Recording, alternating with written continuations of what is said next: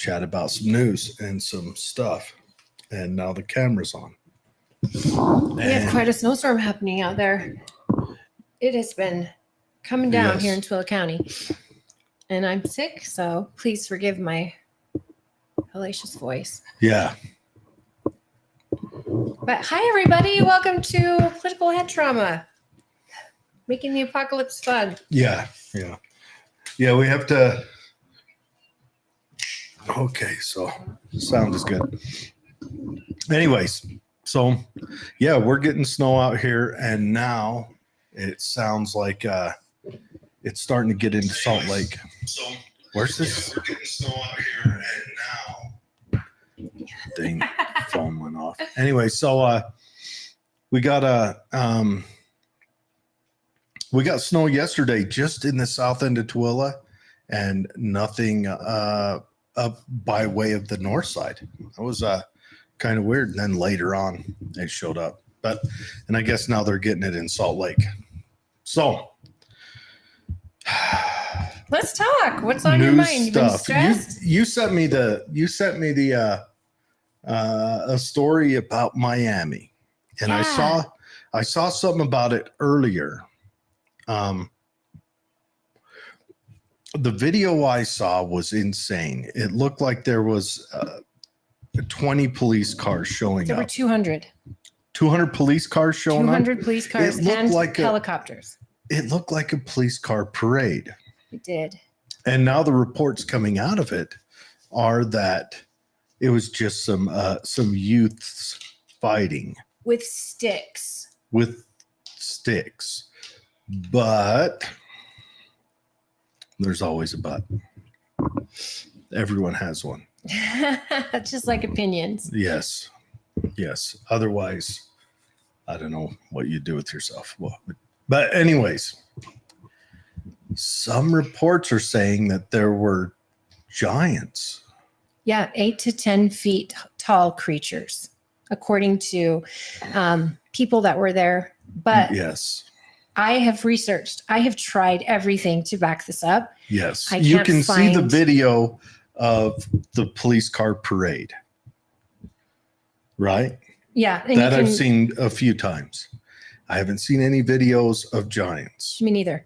And what I also read is a lot of people that were flying into Miami had zero cell service and zero internet.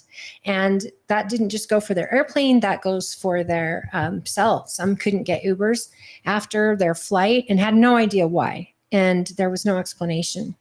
So did the government cut off the internet? Let's lean into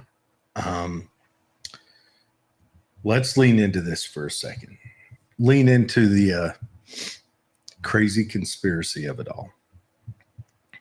The lady you sent me said it's the Nephilim that shows up at the second coming. I don't know how familiar you are with Nephilim, but Nephilim were okay. How do I break into the Book of Enoch? And then and then we will I know we have one listener that will come after me for this. Not come after me. She'll correct me on this because I am a novice. So after God made man, God put some angels called the Watchers in the kind of to babysit man. And we're talking the only seven generations from Adam. Noah was 7 generations from Adam. So, you've got Adam, 2 other dudes, Methuselah, and then Enoch, where the story of the Nephilim comes from his book that was supposedly found, and on down the line, and then Noah. So the flood was to kill the Nephilim, which were the angel watchers came down and thought that the Eve's daughters were lovely. So we'll just put it that way. So the lady that you sent me said it was Nephilim, but what if it's the aliens that we keep hearing about? And then my next question is, if aliens are showing up, what new information on Hunter Biden's dealings with his father in foreign countries is about to come out? I don't think that's it. And what has just come out is the Epstein file. Oh, I mean, that just came out. Yeah. But it's been unremarkable, though, from what I understand. But I mean, it's nothing really crazy. It's everything we already knew. You know, we already knew all this. This is. Did we though? I mean, did we? Pretty sure. You know, creepy dudes doing creepy dude things for creepy dude stuff. I think Michael Jackson was on there, which. Yeah. I mean, some of these people went to the island, I'm sure, just as guests of Epstein, and maybe they're not perverts, but it could be. This is, again, news that's been awaited for how long? The day that it breaks, the next day or the same day, there's something happening in Miami that is just wiped from the internet. Like, I can't find anything on it. Hi, Fred. Thank you for tuning in. Yeah, Hi, Jackson says Stephen Hawking was on the list. Could you just? No, I don't even want to imagine. Come over here, baby. I don't even want to imagine. Now I'm imagining it. Thanks a lot, Jackson. That's all the memes are this morning is Stephen Hawking. You know, I wonder why Stephen Hawking, with all technology in the world, why he never changed that voice. I don't know. I mean, now you can have robots actually sound like real people. You can have full conversations, Google with a Google bot, and not even know it. I don't know. But he kept that same voice. Maybe the ladies on the island liked it. I doubt that. And we're finding out that many of them weren't ladies. They were actually girls from 11 and 12 and 10. I stand corrected. Yes, ladies on that island was a stretch. Yeah, that's definitely a stretch. Do you think he actually killed himself? Epstein? Yeah. No. They did a reenactment using the room. Okay, first of all, let's just line out this timeline. So he first goes in the jail cell. Can I just add, though, this is a jail that this hasn't happened in 45 years. It's deeper than that. 45 years. They've never had anyone on suicide watch commit suicide. This is a very special jail. They pair him up with the roommate who was a corrupt cop who had killed people and buried them out in the woods. A corrupt cop. He gets beat up in his cell. The corrupt cop says he beat himself up, so he gets moved to another cell by himself. And on that night, he just so happened to, the cameras all died and the guards were all napping or shopping for motorcycles. And then the reenactment because he was tall, he was like 6'3", 6'4". And the bunks weren't tall enough to kill him. So the reenactment is that he laid on the top bunk, tied his neck off to this sheet that's supposed to be extremely weak so that people can't do this, and then did some kind of body flip off the bed in order to break his own neck. Yeah, I saw the reenactment, and with the sheets made out of paper. Yeah, the sheets are made out of this extremely weak stuff. Well, Molly May says, really, Jared, did he kill himself? I mean, you know, I, for one, question whether he even died. Oh, no, he's dead. But then again, people wanted him dead. Okay, so you have to look into Robert Maxwell if you want to understand this story. Is her name Ghislaine? Ghislaine. She kept her mouth so shut. She didn't say a word. Have you ever heard about Robert? Her father. Yeah. Yes. Dude, that guy was so deep in the Mossad. He was He was deep in the Mossad, and the conspiracy surrounding him are even better. He honestly, they need to make a movie about this guy. He's got the coolest life story you'd ever know. He's a young man in the 30s in Hungary when Germany rolls in and takes over, a young Jewish man. So he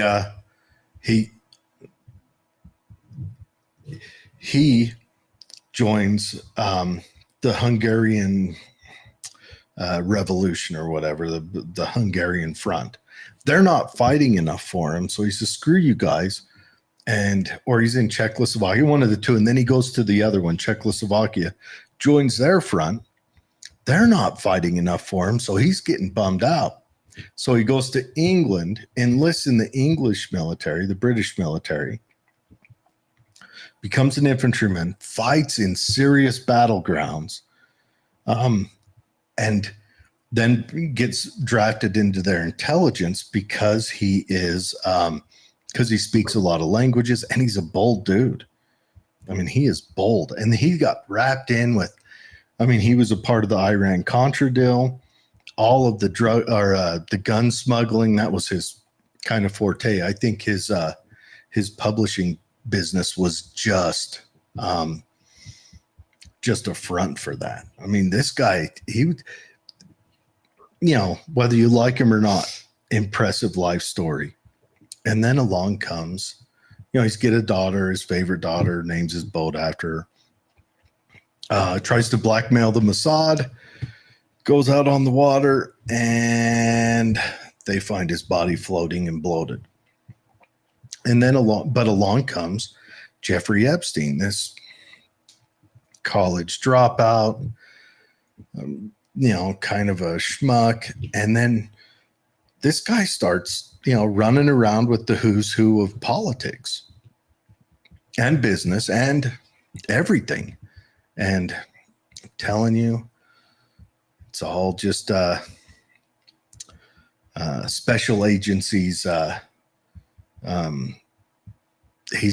their honeypot guy. He's the one who catches them, who lures them in, gets them caught with the underage girl, and then magically all of the voting records seems to go the CIA's and the Mossad's way. That's what this whole thing is that Epstein was a honeypot. She had to do her sharing real quick. No, I wanted to let you finish.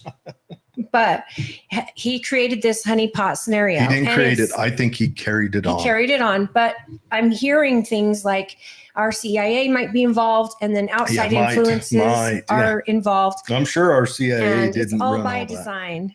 That. I'm telling you, look up Operation Midnight Climax and tell me the CIA wasn't.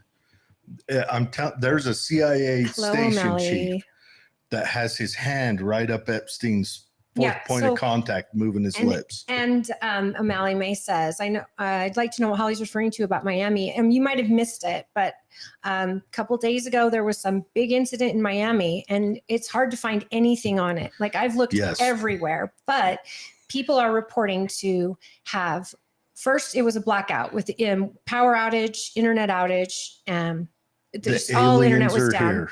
And they were reported that the police were saying 200 police showed up to this open mall that's like an outdoor mall. Mm-hmm. And 200 police showed up plus choppers. Mm-hmm. And there was a report by the police that it was juveniles fighting potentially with sticks. People that were involved that were there say they saw creatures that were 8 to 10 feet tall. And every time I go to find something on this, it's all hearsay, and it's like media blackout or something. What if they killed the internet because that's their way to stop people from live streaming ET cruising well, that's around? it. And hey, guys, our government can shut the internet off. So there's that. I think we've all known that. I don't think all of us have known that. I know that it's a theory and it's been a conspiracy theory, but we know governments that control satellites, which control internet, which can be shut off. But I don't want to say any of this. I know people are speculating that it could be aliens. Some are even saying angels. And he was trying to get to that. And I don't know how you fell off the rails to bring up Epstein, but you were talking about aliens, or I'm sorry, angels. I was heaven. talking about Nephilim. And Nephilim, yeah. because someone was saying that it's crash Nephilim. And burn. That lady, crash and burn. that lady that you sent the stuff over. She was the one. She's the one that said it was Nephilim. Can you pull her that video up? I know it's 8 minutes long. I can. I'd have to figure out. I don't think you get copyrighted when you share a public. Maybe I don't. A public TikTok. I ain't scared. Okay. Oh my gosh, I just love Amali May that you showed up. I know this isn't usually your time of day. I don't know. But thank you for tuning in, and Fred, of course, and hi, Mom. Okay, I am sharing it now so that I can pull it up. I'll give Holly a class. Can you believe that? I'll to be teaching Holly some stuff. Okay, it's sharing right now. But anyways, let's go ahead and look through this. So they've got pictures. Look at all those cop cars. Yeah, for those of you watching, it looks like a parade of police. Incident Miami shopping mall, which resulted in the arrest of 4 teenagers. If 200 police officers showed up to arrest 4 teenagers, I would suggest that you would think guns were involved. How expensive was that night? Oh, unheard of. For 4 teenagers. Not just police either. We're talking choppers. Even if these teenagers are in an open gunfight, like Chicago style. Yep, and they were never accused of having that kind of guns. The most expensive response to 4 teenagers. You know what? Missing little girls, a little curly-haired blonde girl going missing wouldn't have that response. I don't even know if the president of the United States going missing would have that response. Look how many. Scroll up again. And these are just photos that people took because they couldn't go live stream for the people. And then eventually it's just like shut off. But look at all those cop cars everywhere. And this is what you can see here. So it says 60 police cars. Okay, see if this is shared yet. My sister-in-law sent this to me. And so before I just believe anything, I just start doing research as much as I can. And it's crazy. I saw you just Google it. And how much of it was like, they're trying to call it huge conspiracy theory. And that's all it's getting immediately thrown into that. Now, this is what happens when police or government aren't forthright with what is happening. People will make stuff up. But there's a lot of people that are saying the same thing, and they're saying creatures. They're not saying people. Some even refer to them as giants. Yeah, the giants. That's where the Nephilim thing comes in. Okay, x.com. All right, as we're flowing we're gonna get through. to this, guys. But again, I'm only saying this because it's just got sent to me last night. All right.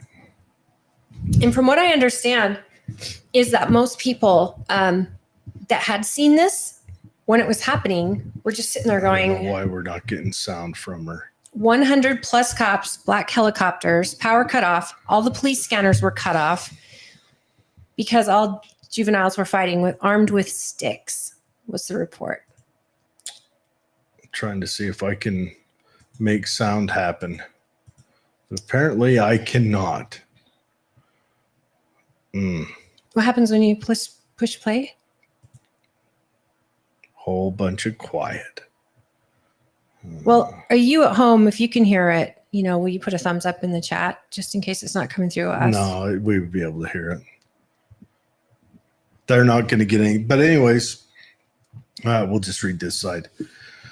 100 plus cops, black helicopters, power cut off, police scanner cut off, all because of juveniles fighting. Some of them armed with sticks. Reports of 8 to 10 foot creatures walking around outside the market mall. People shooting at them to protect themselves. Remember those? Because there was armed citizens in there and they were taking shots at them. Remember they had that alien, was it in October, November? Oh, Maybe in New landed Mexico or in Texas? Las Vegas. Yeah. Landed in that dude's backyard. Yeah. And even police were baffled by it. I'm telling you. So nothing in the news, nothing in searches, nothing to report after a situation that warranted that type of response. Now factor in all the sky events lately, what's going on, and what do we think? Who is that lady, in case someone wants to look it up on Who X? is that lady? She's got a lot of good that's a videos TikTok out. thing. Yeah, she's got a lot of good videos Because out. you sent me, it come from $XR Patriot. Yeah. I don't know who If that you is. click on that directly, does it give her name? No, it doesn't give me. I've seen her do a lot of things regarding pop like it over Gen here. Let's X see if and still no sound. so if you know who she is, I'll try to look into it, get you her name. And you can just see for yourself. We're only asking you to think for yourself here. It's crazy. It's strange. Yeah, that is a heavy response for 4 teenagers. That's wild. And more than one person said creatures 8 to 10 feet tall. Now, okay, according And I don't know if the to NBA had anything going on in town. all right, so The Heat, were they in town? Were they shopping at the mall? yeah, Because those are the guys that are 8 feet tall. Well, not even that. That's bigger than NBA stars. okay, so O'Malley says, so we are hitting the ground running with the Epstein and Nephilim / aliens. You know, and I don't know, as a person who enjoys the little conspiracy theory and aliens and Nephilim stories, and you know the Kandahar giant, and so May says mixing human DNA with other things that would never happen. Wait, yeah, this is a great way to start a show because neither of us anticipated this. I got this late last night. I spent all night trying to figure it out, trying to get some like real data on it before, but I had to send it to Jared because I knew he'd appreciate it. Oh, it's good. It's just when they don't fill in information or when police scanners get shut off. I mean, I know plenty of people that listen to police scanners, and I know the press does. Are you guys up on your Kegel foo? Now's the time to start practicing some Kegel foo. Is that like Kegels? Yeah. Put a little karate in there. Kegel. Got to protect yourself. Kegel's flu. You know what the Kegels are. Yeah. Okay, I'm just making sure. Yeah. You want to make sure you have a tight floor because you don't want to get probing. Oh, geez. Why? Why did I ask? You know what? What time is it? How many minutes are we in before we just...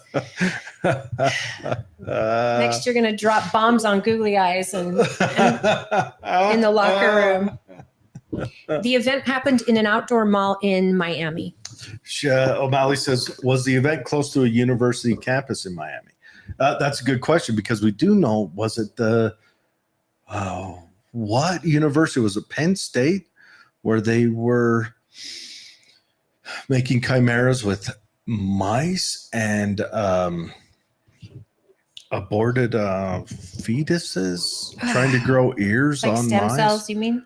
No, they were growing like body parts, like connecting body parts. It came out in the news last March. We're in such a great time to be alive technology-wise, and also a very terrifying one.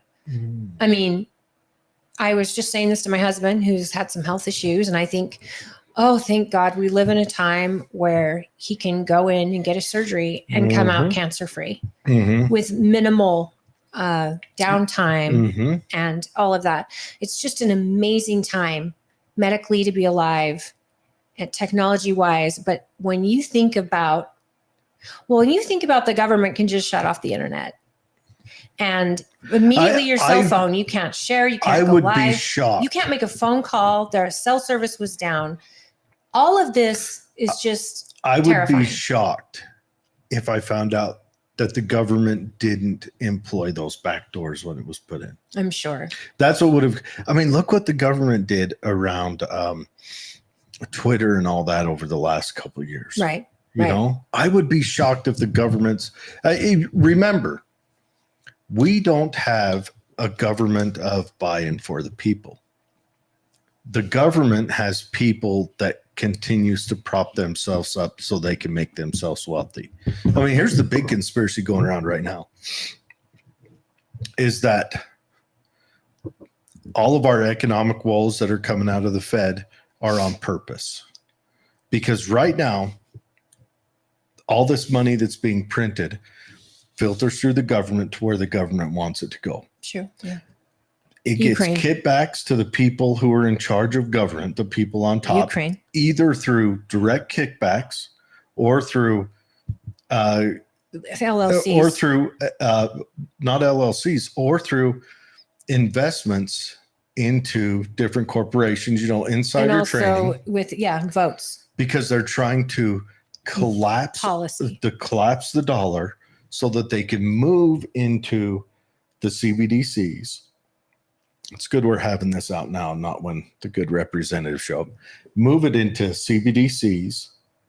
And then once the CBDCs check in, the people in charge of government, the bureaucrats, the elected officials, all that already have the wealth to buy themselves wealth into the CBDC.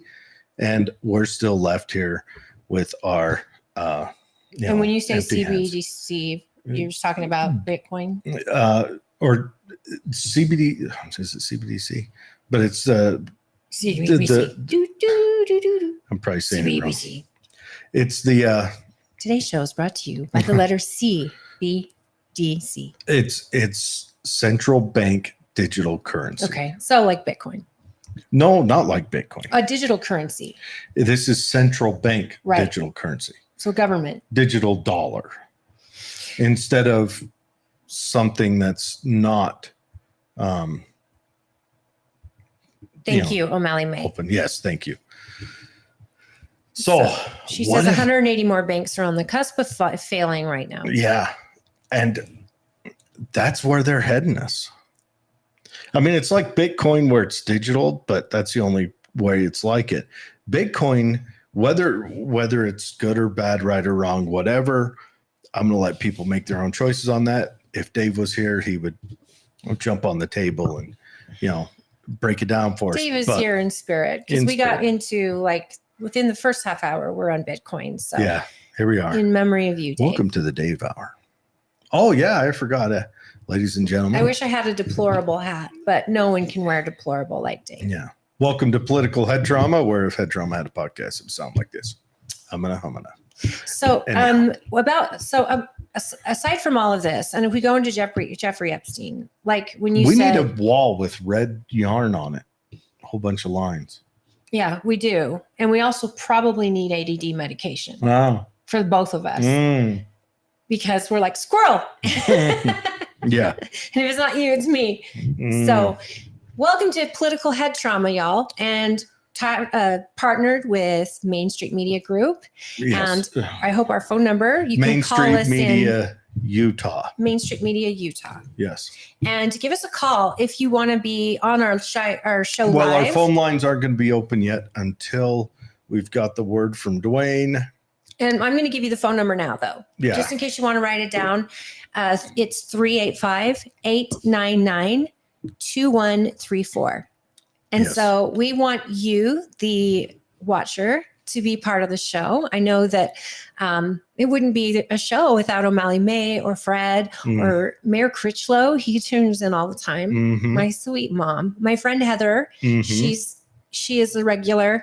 And thank you, Heather, for being a part of our show last week. Today on the show that's coming up, if you want to scroll up really fast, I'll just read it. I just got a message where we were at the first going to have there's a new survivor advocacy center here in Tooele. We're supposed to have Ange on, and possibly Ange's the director was going to come on, but she reached out to me and said we're having a little problems down here at the center. Hopefully it's nothing for real.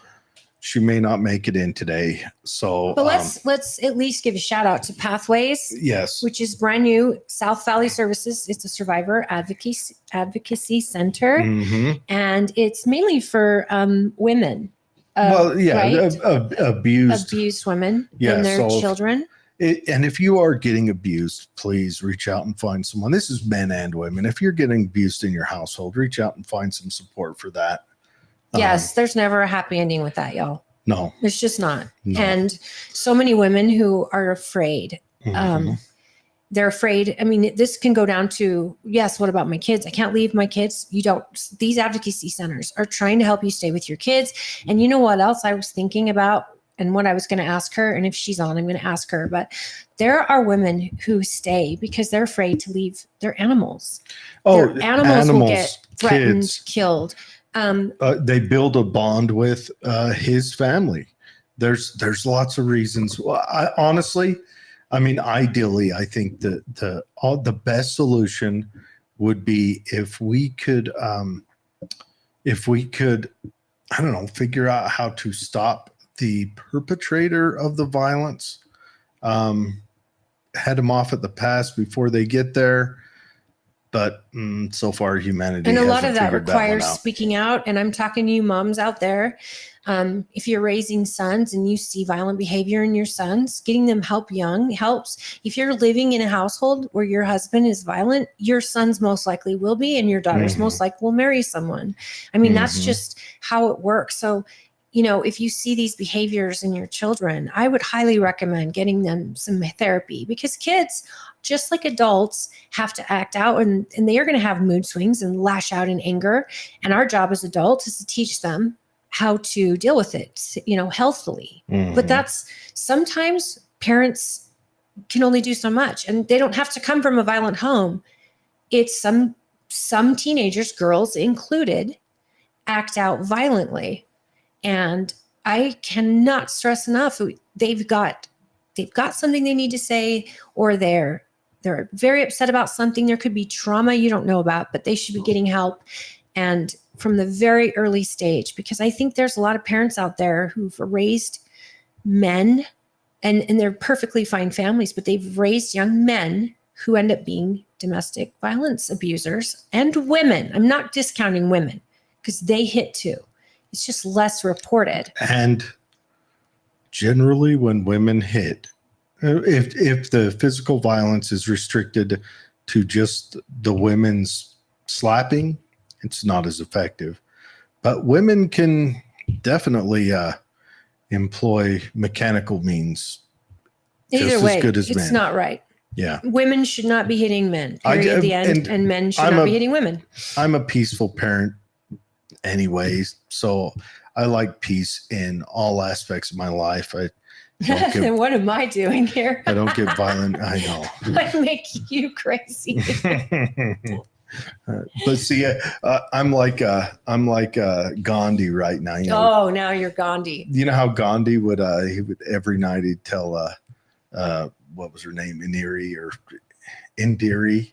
He'd say, "Oh, I gotta go lay down. I gotta sleep with all these young women to test myself." Yeah, you're like Gandhi, you say? But see, I'm sure your girlfriend would love you that. making me crazy. That's me testing myself and sacrificing my peace on the altar of rationality. And okay. So Amali brings up Jordan Peterson. You are dead on. If you get, I've got his book. I want my son to read it. I think every young man 12 Rules should for Life. read his books. And I've seen some like different shows of his where he talks about the young men that come up to him when he does these speaking jobs, and how they're in tears and there's like, "You changed my life." And the one thing he's teaching and talking about is that it's okay for men to be men. It's okay to be it's not just okay, it's required. It's required for survival. But you've got to be the protector. That's what women instinctually look for in a mate. Yeah. And the society is telling you, no, Sure. we don't want men who cry, or we do want men to cry. We do want men who, are very, very passive. That's instinctively, scientifically, women are looking for a mate that can provide, protect, and And that's kind of going in a different direction with men in the name of feminism. And I think that Jordan Peterson's books are they're scientist based. I've gotten to thinking about this. I know we lay up this on the foot of feminism, but I think we can probably label at least third wave and beyond feminism. We can say that is completely kind of a cultural Marxist maneuver. And I know that's a buzzword, and when leftists hear it, they practice Kegel foo, and but it really is. It's an uprooting of the culture you have now with the expectation that you can build this socialist utopia, And I mean, I had a bit of a Facebook debate the other day. Someone, a friend of the show, asked, well, with as much as we pay in taxes, why do we have to pay for groceries in grocery stores? And I said, my question is, how would the market adjust to what you need? Why do they have to pay for groceries? They want the tax money to be you just walk in and free. Well, then what it would do is it'd boil it down to where a grocery store would be. There'd be no free market. It'd be the bread, milk, eggs. It'd be the size. No opportunity, no option. It'd be the size of a single stall bathroom, because you would have turnips or potatoes, whichever one's easier to grow. Blocks of cheese. The government's really bought a ton of cheese. Maybe, but that would mean they have to sustain cows. No, there's a bunker that was full of cheese. You got to know that. Yeah, but they story. emptied that out. Yeah, oh, okay. They emptied that out. That was that Gerald Ford that emptied that? I think Reagan. Could have been Reagan. Anyways, so you get turnip or potatoes, whichever one's cheaper to grow where you're at. Here would probably be potatoes. But see, there would be no brands. You're not going to get Kellogg's cereal. No. Because there's no reason for anyone to create anything. No, unless you're wealthy. No free market. If you're wealthy, all that stuff is available. Right, but you're not getting it for free. You're buying it. Let me tell you a little story. You guys can Don't go off the rails here. No, this is a story that directly relates. Okay. I've told it before, but early on, a kind of a fax machine was adopted in Russia, and households sought out to own one of these or to have one. And so if you had a friend that had one, this was, kind of your guy. And these fax machines were kind of what upset the USSR. Like facsimiles? No, fax machines. Yeah, they weren't called fax over there. But yes, okay. Definitely those. What they call them, I can't remember what they called them. But so there were a lot of newspapers, like underground, liberal, in the sense if you're communist Russian, liberal means something different than when we say it over here. They would write newspapers. There was like the Polish Democratic Underground, things like that. Anyways, but they were also used to report on where there was sausages and oh my God, this is a long story. Meat in Russia, and now we're getting to the meat of it. People would hear about that, and everyone would get one guy, give him resources, and he would drive sometimes overnight to buy sausages to bring back. They were that rare. Can you imagine driving 36 hours? No one in this country can imagine that. Just to taste meat. That has lived in this country their whole life. And that's where we'll be. That's why Russian immigrants, there's a few that I've been friends with over the years. They are, and my husband's family's from Germany. And when they visit from Germany, it's the same thing. They walk into one of our grocery stores and their eyes are just this big. They can't believe our cereal aisle. That's why I brought up Kellogg's. Mm-hmm. That was something that always stuck with me. They couldn't believe how many different cereals there were. And one, because we have a free market and people can create something and then the buyer chooses it. Two, we don't have rules on sugar that goes into to cereals. In Europe, there are rules. So a lot of the stuff that's sold here can't be sold there. Yeah. And then just the size and amount Now that last part's not a healthy thing. of food. This amount of food. They walk in and look at our produce and go, how do you have this much food that's not, it's going to go bad in like a few days, and there's no way you're selling it all, which means you're throwing it away. And they're just like, Europe gave up on itself. Europe is a complete suicide. Europe gave up on itself, gave up on being exceptional, gave up on a profitable life for the average person. They just Russia, I mean, they're climbing out, but was it Gorbachev? One of them came over here to Houston to watch a space shuttle launch, right? And so, boom, space shuttle goes up, yay, clap hands, shake the president's hand. He's driving in his motorcade back to his, I don't know what they call it there, I don't know, Russia Force One or whatever, to his aircraft just to fly say home. his airplane. He says, stop at this grocery store. And they stop at the grocery store. You can watch the video of him walking around. He walks around the grocery store. I think he's just a mayor at the time. He walks around the grocery store, boom, boom, kind of quiet, looks at everything, gets back in his limo, goes to the aircraft, right? Gets on the airplane. His aides report that after they took off, he broke down crying, saying they lied to us. Yeah, I think you told this story before. How could we live like we do when they have all of that? Mm-hmm. So Americans, but we're very, very lucky. Here. And P.S., I was at my pharmacy. I've been really sick with this stupid cold now going on a week. She's got the Rona. It's not the Rona and it's not strep, but I am on antibiotics, and she's making a new one. When I was at the pharmacy, Strona. I was informed that they have shortages again. Yeah. This time it's on pain medication and ADD medication. And I was just like, what kind of shortages are you having right now? And I just wanted to know, because we do that. ADD going right back into school next week. Yeah. And what's, this is just a kind of a segue into the Jace case, because I said, luckily they had amoxicillin, which is what I needed. But if you go to jacemedical.com and you're looking to create a preparation kit for medications, they will give you your supply at jacemedical.com. And I just bought the Jace case for my husband for Christmas, because I have 5 prescriptions we got, and they're all antibiotics and things like that. Now I need an antibiotic, and I went to see my doctor. What's up, Yogi? Dr. Yogi Patel over at Valley West Medical. Awesome. He saw me the same day.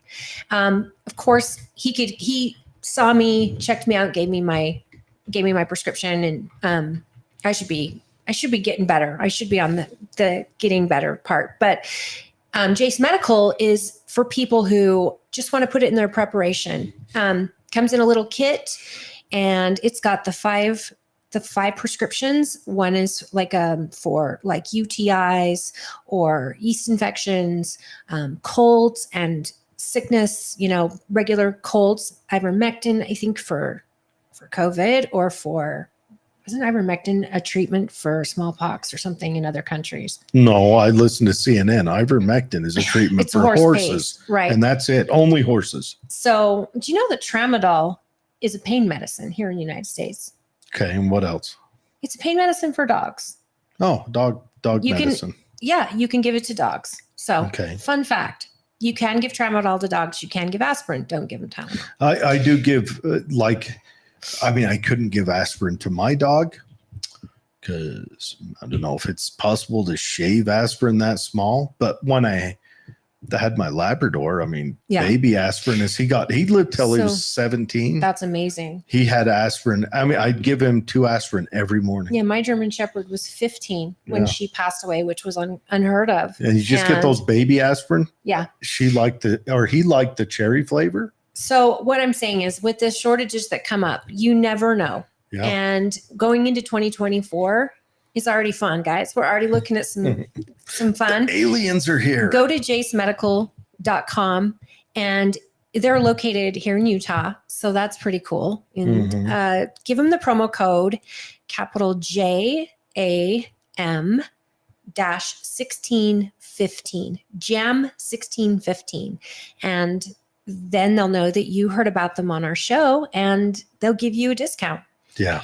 And then, of course, see your doctor if you have any ailments. This is designed for you if you can't.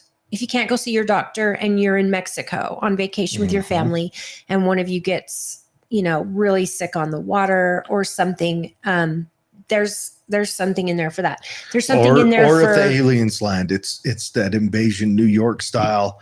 They're in Miami right now, but it's kind of shut stuff down. Pfizer headquarters you up guys north might is scared. have a little more worries than needing an antibiotic at that point. I No, think you still need the Jace dude, case should be right next to the gun case. seriously, you should get on-hand antibiotics. That should just be something that you have. Okay. Thank you, Melly May. Ivermectin is for scabies, parasites, viruses. In horses, obviously. This has been proven to work, and this has been in development. And the man who created it got the Nobel Prize. Hey, so CNN. We've got the lemon guy that got fired, and the guy that was diddling himself on camera, and all those guys. They told me this is horse-based. Okay, so Fred says, when I lived in a socialist Sweden, the grocery stores were very gray. There's no reason to make a colorful package when there's no competition. And that's another thing. Now, of course, my family from Germany was visiting us, and we lived in Las Vegas at the time. So their eyes are already this big all the time. But that went for their vehicles. They couldn't believe just seeing a vehicle that wasn't a standard white, black, red. And they couldn't believe rims. Like, they were so in love with rims. Well, I mean, you go over to lights. Russia. I imagine you're in Russia. Like, you go visit and you land and you walk off the airplane, and suddenly the world is in like sepia tone. And you're like, how did they do this to the whole everything? And it's just you step back into unfree. But It's then true. again, we're heading there, so it's okay. Well, and I think that it's important. I think it's so important in this day and age, in this time, that we're sticking to our family unit and branching from there. Put your own mask on, then help other people. And I mean that hypothetically. But, my husband and I talk all the time, are we prepared for this or that? And, we also think of my parents, they're part of our family unit. Are we prepared for them? Are we prepared for our other family members and reaching out? What about our neighbors? And what do we do here and there? I think those conversations should always be had. And it should always be, I would even invest in alcohol and cigarettes. I would have that stuff. Currency is currency. In your prep, even if you don't drink or smoke, because it is currency. Yeah. And not to mention some good, and it won't go bad. Some good grain alcohol will sanitize stuff for you. Alcohol for sure. It sanitizes the tongue and the teeth. And if you're in the middle of a real Armageddon, a couple sips of scotch might make it go nicely. Yeah. I'm just saying. Or vodka, or vodka's a great, for sanitation. Yeah. So's Everclear. Any of that stuff. But again, think about it. Go to Jace Medical. Maybe they have something for you, maybe not. But, my doctor made a really good comment to me when I was seeing him. And he said, make sure you take your antibiotic till it's finished. And, a lot of people don't do that. They kind of feel better and stop. My doctor was also not quick to hurry and prescribe me an antibiotic, because, people grow immune to them. And then your illnesses change and all of that. Viruses change and they get worse and worse, or better, whatever. But first thing is, don't panic. And, if you guys need a good doctor, go see Dr. Yogi Patel or any of the doctors at his place on Valley West Medical, because I couldn't believe how quick he got me in. I had a strep test. They did all the tests. And I was there for a half hour just going through some stuff. And he just listened so well. And I just think everybody, if you're lucky enough to have a physician who will listen to you, will not argue with you about your care when you know something's not right. Ignore everything that's going on right now that brought you in and just concentrate on, did you get a poke about a year ago? Did you get it? Are you one of those? Are you that got due it? for another one? We should probably get you done that. Doc, my leg got cut off in that combine accident. I think I'd like to be stitched. But yeah. And that's my experience with doctors lately has been that. So they are. O'Malley says they're really over prescribing antibiotics right now for this latest COVID respiratory illness, which is spreading like wildfire. I've seen it turn into pneumonia in 24 hours in 4 people. Ivermectin people, zinc, astragalus. That sounds like something that you need to ADK, put your 10 vitamin C, 10 vitamin E. This is the thing about my doctor too. He's always saying, how's your vitamin C? How's your zinc? Mm-hmm. All of these things are things you can get for free. You don't need a prescription. And these are found in foods. Take C, D, and E together all the time. That should just be a normal thing you do. Find the best one. So yeah, and or C, D, and zinc. Did I say E? Is there? Yeah, I think you did. Yeah. But today's show is brought to you by Jared. Malmo. Fumbling through stuff. CBGB. Yeah. That's how I remember Olan Omar's name. Olan Omar. Do, do, do, do, do. Olan Omar. And she's one of the... Ilan Omar. Yeah, oh, yeah. That's how I remember it. I have to sing it. Okay, so we're going to jump ship now. Are you ready? Oh, wait, O'Malley said that when you have bacterial, you have ooze coming out of your eyes. Thank you for that. Ooh. Thanks for that. Yeah, nightmares becometh. Are they that bad? So, have you seen Minnesota's new flag? No. Okay, so I'm going to be digging this up. So,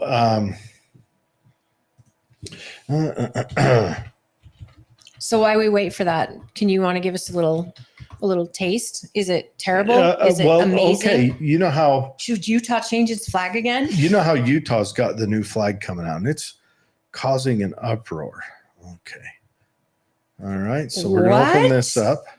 So we've got to open up a couple of pictures. Okay. Minnesota's is like our Utah flag, kind of. Yeah, it's got a seal. It's the old. These flags came about. Just show me the picture. Come on now. Come on now. Do I have to? I've got to just wander around the dang internet to find stuff. Anyways. Yeah, this is these fine. flags came about kind of right around the Civil War, if I remember. Thank you, O'Malley. They're called the flags of the Republic. It was kind of a style then. Mm-hmm. This flag's going to be small, but the old flag's just like ours. It's got the seal and blue background. They all had blue backgrounds. That was unity within the Republic. Yeah, right? It was kind of unity, and then it was kind of also union, a little poke in the eye to them damn Confederates. Anyways, but then and some of them drifted and had a little dance. But you can kind of see when they went away from that was most of the states that were allowed after that. You start seeing these different. California has a Texas. Texas's flag is older than that. Yeah, they're the Republic of Texas. But you see these Union flags, and they all kind of change that. But Minnesota is changing its flag to this flag here. It's not very easy to see, but it's this feels dark blue with a light blue side, and then it has a 8-piece star on it, right? That looks like a whole different country's flag. Well, it's funny you mentioned that because it has a strong resemblance to the Somali flag. Yeah. Or to a flag of a county type area in Somali. And and it's, and Ilan Omar is from Ilan Omar. Do, do, do, do. See? I can remember her name. Ilan Omar is from Somalia, and of course she is a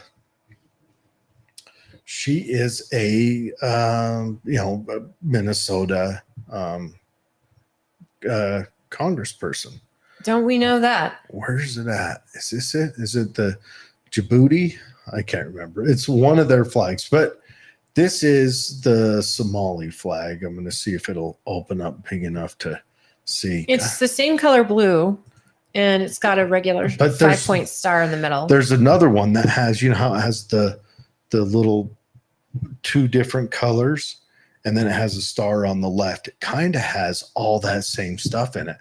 So, I mean, when you hear people talk about how they're corrupting us with this stuff, maybe it's time to start believing. I know you don't believe in heaven or God or anything. I don't know that, if Nephilim are running around. I'm gonna have to change my thoughts on that. I'll say, but part of me is looking forward to being on the other side and getting the answers to all these questions. To break on through to the other side. To see, to break on through all the truths, and actually get the real story. Did you ever see South Park when they did Heaven? I'm not sure. When they're up there, I was Jewish. No, you were incorrect. I was, Protestant. You were also incorrect. Well, who was right? The Mormons. He looks at a clipboard. Mormons. Yes, it was the Mormons. Shh. They don't know anyone else is up here. South Park is absolutely crazy because of some of the stuff they do. The latest one they did was just bombing on OnlyFans, and I fell out. But okay, you shouldn't watch South Park with your children anyway. But do not watch the South Park that's about it actually says not for children. Yeah, but this one really is not. But they're not kidding. It is not for children. And you don't want to have any conversations, especially if they're teenagers. Because that is it pokes holes at mind you, squirrel, ladies and gentlemen. The degradation of our society. So Amali May says she loves the oils On Guard and hey man, breathe a lot too. Hey man, you put breath on an 83-year-old woman with pneumonia and watched her oxygen on the machines go way up. On Guard is number 1 for pneumonia as well. Yeah, I like using back and feet.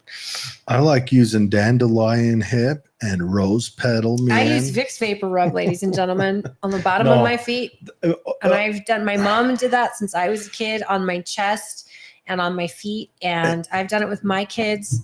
Can I talk eucalyptus. About a weird place we're living in? No.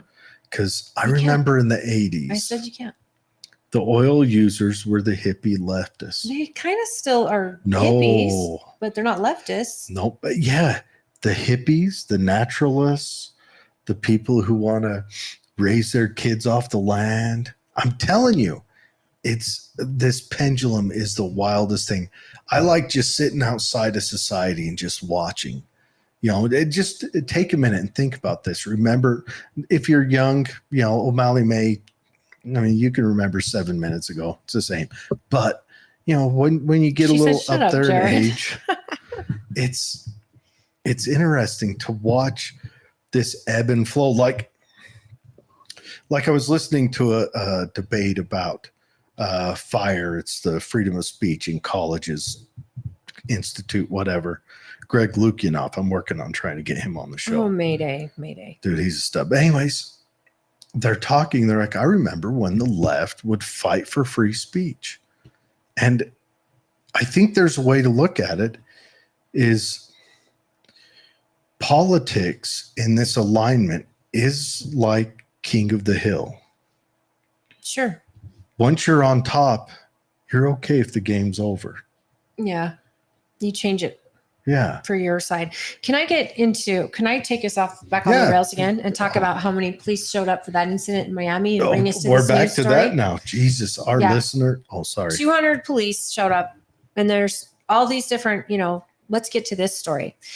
You got all that happening in Miami. Now they're a pro-police state. I have to say I know police officers that moved there because they said DeSantis was adamant. If you're in law enforcement and you feel unappreciated, you come to Florida. Oh yeah, We want he you. advertised in Chicago and New York and Philadelphia. I mean, a genius move. He did, and a lot went, and so that's why they have a lot of great. We want to go to that story you showed, because in Oregon, it is true. Yeah. In Oregon, hold on, I'm bringing it up. I'll get us back there. In Oregon, a woman calls 911 in need of help, and dispatch tells her, sorry, there's no police available. Can you just ask him to leave? You can, let's see if they've got the audio on this one. This guy here, we'll call him Captain Jerkoff. No, probably not. Probably not that word. Well, yeah, but remember, I've got a Captain Crazy's fine. Yeah. I'm not a doctor. You can listen. You can go online and find and listen to the audio of this call. The girl, she calls 911. Okay, let's just go back up and stop making these people dizzy here. She calls what 911. You're seeing is this handsome guy that is a real winner. He's a real prize. She calls 911 and says, my ex-boyfriend is at my door. He's trying to break in. Can you help me out? And the 911 caller says, I don't have anyone I can send out to you. Can you ask him to leave? Now, she's like, I've already asked him to leave. He's already beat me up. He's been in jail because he did this to me. And she's like, well, I don't have anyone to send you. Is he still there? And well, anyways, he breaks in. This is in Curry County. And she lives kind of out in the boonies. Oregon. Yeah. And they've only got 2 sheriffs there because they defunded the police. And what they've got a sheriff and a deputy. So they have no law enforcement at night or on the weekends. They're not there. O'Malley May says, she said, I'm shooting him if he comes through the door. That's the problem. They didn't have anyone on staff. They didn't have any officers on the weekends. And this county also, they had laid off 23 out of 29 deputies after losing millions in federal aid. For their whole The remaining county. 6 officers had their shifts slashed to 8 hours Monday through Friday. Yeah. So her so call on a came Saturday, in. she calls in. You can hear the 911 operator say, I don't have anyone I can send there. This is my thing. I think every woman in the United States, except for maybe, a couple of the crazy ones, should be armed. And the crazy ones should have a neighbor who will be armed in their defense. Because this guy, honestly, he should be vented. They should let the air out of this guy. And here's the thing. Goes in there, he chokes her. Rapes her. Yeah. Let's not say that word anymore. That's word's a strike down. We got to use a different word. He sexually assaults her. Yeah. And then he kidnaps her, essentially. Yes. And he's charged with all of this later on. But here's the thing. This county didn't vote to raise any property taxes, which funds their police, I guess. Mm-hmm. This county voted it down. And I mean, you and I talk about property taxes and taxing agencies and what you should pay for. I mean, I'm fighting a taxing agency over wanting to put an amphitheater in.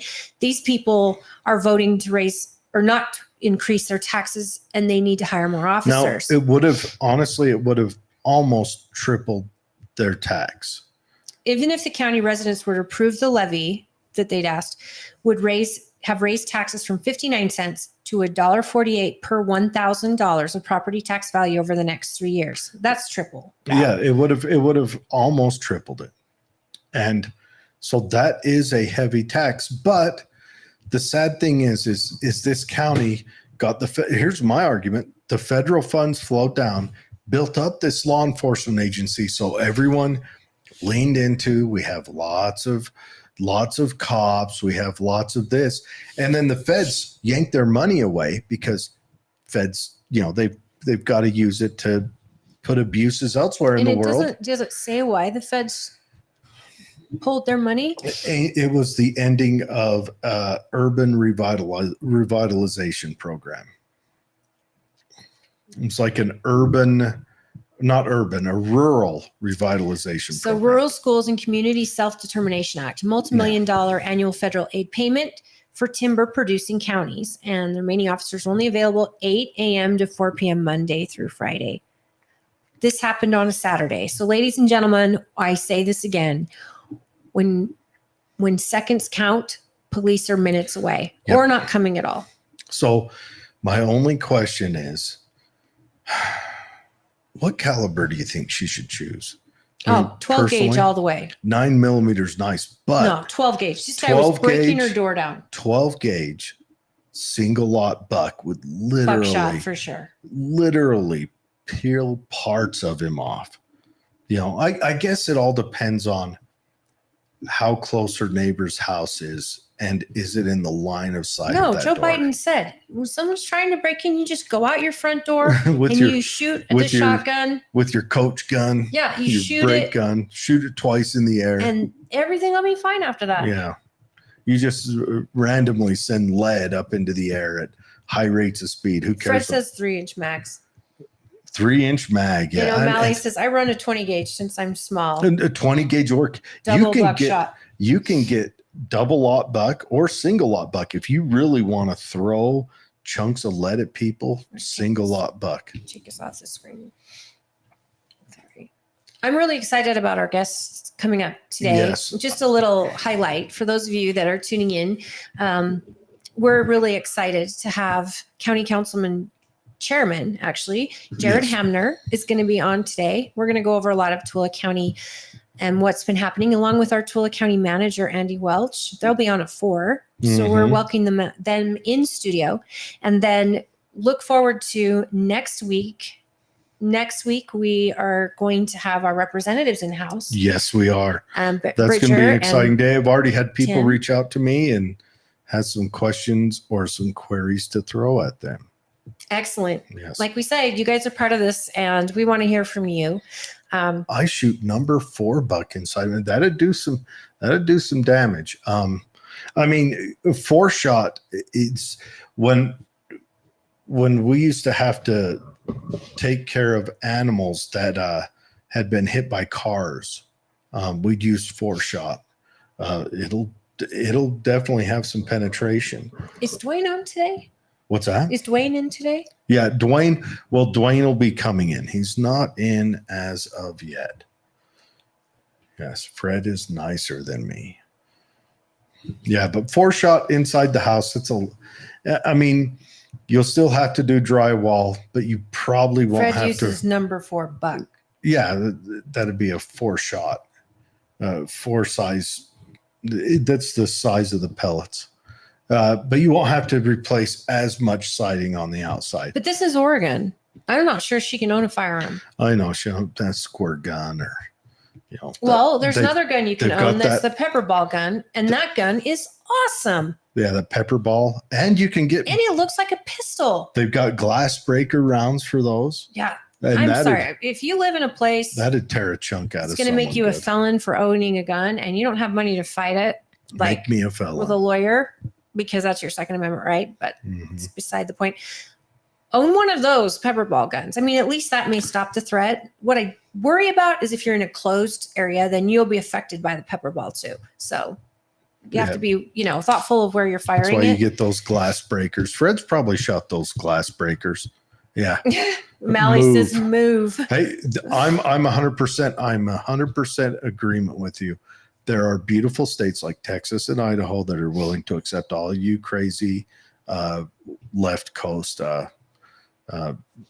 what would you call them? Evacuees. Why are they crazy? They sound pretty smart to me to be getting out of. I would like to have a midway before they come down here.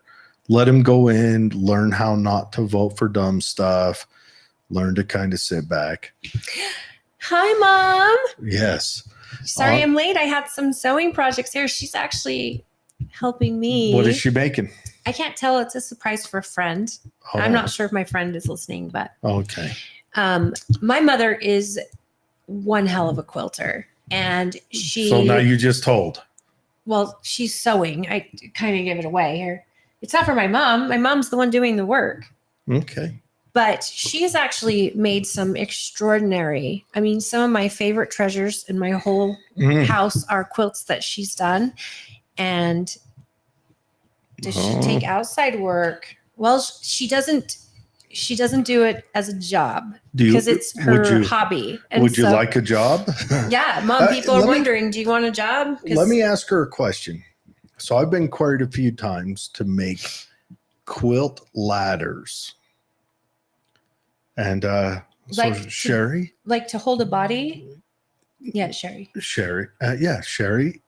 Is that something that I'm a handyman, but I've been queried by a few quilting ladies around amongst the town if I make the Quilters Guild? Quilt ladders. Yes, the Quilters Guild. We do have one in Tool County. Yes, we do. And the Quilters Guild. And I've got family members that are quilters. But I mean, they're like, you should make quilting ladders. That's a genius idea to have in your bedroom if you live on a second floor. Well, it's not just that. In a fire. The quilting ladies, I guess they all want them.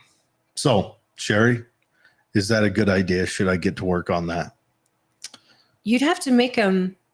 Oh, she needs a zipper on her coat. Oh, you can find someone to do that by where you live, I'm sure. And that's probably not an expensive thing. I know how to hand sew. Would a quilted ladder be made out of it'd have to be made out of strong fabric because you're going to have people using it. No, it's made out of wood. What? You lost me. Then what does that have to do with quilting? So it looks like a ladder and they hang quilts on it. Oh, I thought you meant like a quilted ladder. Like you could throw out a window and climb down. Because that would be brilliant if you had a fire. I'm sitting there going, we had a fire. I'm like, so you could stare at your quilts as you run past? Oh my gosh. I should not take Dayquil before I do this show. Or maybe you should just say what you mean to me when you say a quilted ladder to display quilts. She said, yes, the ladders are made of wood and you show off quilts on them. Thank you. Would it be a good idea for me to make those? Maybe throw them up on the old Facebook marketplace? Absolutely. I would, you know what? I would love one because I have got gorgeous, gorgeous quilts thanks to my beautiful mother. Yes. That I don't know how to display them. I have 4 of them in that closet behind me from aunts and do you have any from our grandparents' era? Ooh. Because that's something my mother would love to check out. That's a question. If you have any, my mother, you know what? I was raised by my mom. Checked in with Grandma Jane. And one of her best friends, is like a godmother to me, has been a quilter forever. And the one thing I learned, especially about quilts because of my mom and Susan, our friend, is I appreciate a quilt. And especially like when there's little holes in it, when there's a little tear here, when it's worn in certain areas, there's nothing more special to me than a quilt that's been loved, because I think it just shows I'd never want my mom to fix them, because I'm like, no, she did fix a quilt of mine that was in our fire, that survived our fire. And she put patches in that on case, it. you kind of. Yeah. And what I love about it now is those patches are the story now, but every quilt tells a story. And I know it seems cheesy for people who aren't into quilts, but I know that every time my mom makes a quilt, especially when she's making it for someone, that someone is in her mind, in her heart, every thread, every bit of time that she takes. And my brothers and I are always on her mind when she's sewing. And to me, it's a special thing. And it's a hell of an art. Oh, it is. I'm baffled by it. Yes. I break every sewing machine she puts me in front of. Wow. I don't know if it's by design. It's never on purpose. She comes in dragging her knuckles across the floor. I did not get that gene.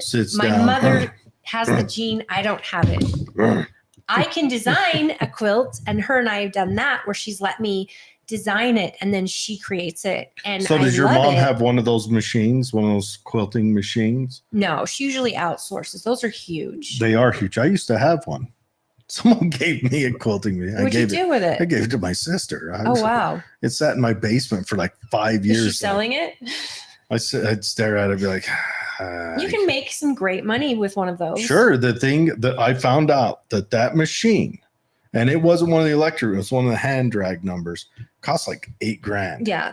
And the lady who told me about how much one of those costs said, we just upgraded mine to automatic, and the upgrade, sit down, ladies and gentlemen, the upgrade to the $8,000 machine was $23,000. Yeah, they're not cheap.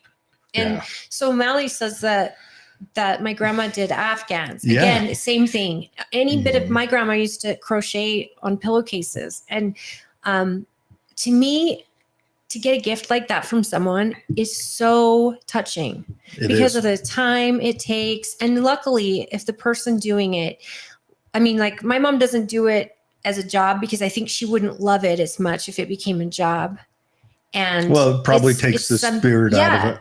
It takes out, she does it. And I'm so grateful, Mom, that you're helping me with this project.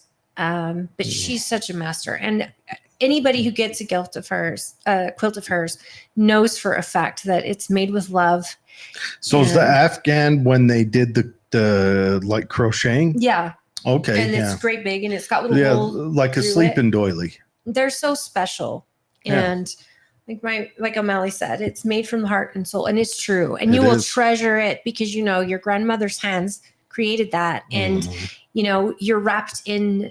It's like having them with you all the time. To me, I'm very sentimental about quilts, especially just because my mother. It's because of my mom. She just has made some incredible quilts. Yeah, Jared needs a "Don't tread on me" quilt. Yes, I do. Mom. Well, I want to throw out every year, our Quilters Guild out here makes quilts for our local veterans. And so once you become a veteran, you put your name on a list and eventually you will get a quilt. So every year they made, I think this last year, there was some 70 or 80 quilts that were made and given out at our Memorial Day service. And I don't know. I think that's just way cool that these ladies, you know, my mom made one for me one year. We donated sleeping one to the Who Lincoln. said that stuff, Sherry? Yeah, they haven't got to every vet yet. They made, I think they made something like 60 of them this year. The guild did, or something, however many. And so they worked their way down the list of vets. And they tried to hit the oldest ones first, of course, or those that are ill or infirm, you know. But. So Mally used to knit, but she forgot how. So she still has a 10-year-old half-finished washcloth. Yeah. That would be me. My mom, so I saw these online. My mom did the crocheting thing. So I saw them. So they were round. You know those hot pads you set a pan on? Yeah. They're round. And you start in the middle and work your way out. So they started off with like a darker color. And then the outside was white. And then you put a little chicken head on one side of it. So it looks like a chicken butt. And I showed those to my mom, you know, when she was still alive, obviously. I showed them to her. Hey, Mom, look at these. You know, that's funny. And so my mom made me some. They're in the other room. That's awesome. I had them hanging on the wall, but.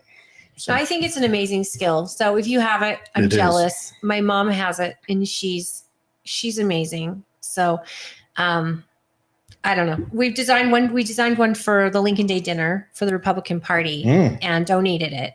And I think that it was the highest bidded event item. I was so jealous because I wanted it. And so I was so disappointed when someone outbid me in the last minute. I was so upset because that's my mother's quilts going home, but they did give it to a good home. That is awesome. Well, okay, here's how it works with the veterans dinner. She said everyone that my attended. My stepfather, my mom's husband, is a veteran. Yeah, everyone that attended the breakfast was given one. A friend in our neighborhood told me. All the veterans, not all the veterans that were there got one. I didn't put my name on the list yet. I kind of want, because I'm still in the middle. There's a lot of older guys, you know, Vietnam vets, Desert Storm 1 vets, things like that.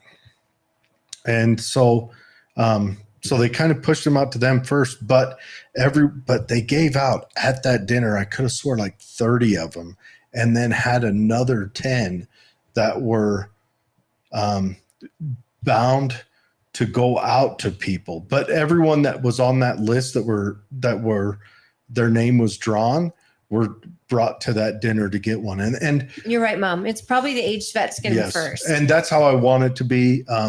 Those old guys, and they were beautiful. You walk through, they had some that were, the red, white, and blue colors. They had some that had the iconic soldier on it. They had a Marine Corps blanket, and an Army blanket, and then some that were just like a beautiful design and all that. And so they would have them on display on ladders, and the vets would come through and kind of select which ones they liked, and then rank it, and then they would say, I like this one, I like this one, and so they would draw them, and that's how they were handed. I don't know, Mom. Would you consider? I don't even know what she would charge, because if you go on like Minky Couture, a blanket just to throw blankets $350. But the stuff my mom makes, it's handmade. It'd be more than that. My how about the one that sits by my tree? Yeah. So my mom made me one for when my dad passed, and it's so beautiful, and it is the thin blue line. It's a shadow of a police officer with that beautiful royal blue and the black, and it's so precious to me. And I keep an empty chair by my Christmas tree because the old empty chair, your dad's chair, Christmas chair. Yeah. So it's just for the people you love, and it's a place for them. And I put it on there. I love it so much that I just absolutely just love it. But again, this is another thing that my mom knows me so well. And for Christmas, after my father passed, she actually made me a pillow out of the shirt he wore to my wedding. And it just said, when you need me, hug me, I'll be there. And something like that is a forever treasure, and you cherish it. And we've lost family members, and my mom has made blankets for family members out of the shirts of the person we lost. Now, I know that. Yeah, they'll make them out of the shirts, the pants. They'll incorporate their clothes. I mean, and there's also another thing that's been going around is they'll take a shirt and they'll make a big pillow out of the shirt. That's what my mom did for me. So I can hug the pillow when I'm missing my dad, and it's the shirt he wore at my wedding, and it's just so. I don't know, Mom, if you would want to do a quilt for our friend Rooster. Yeah, he's a veteran, and that's who Mally May's referring to.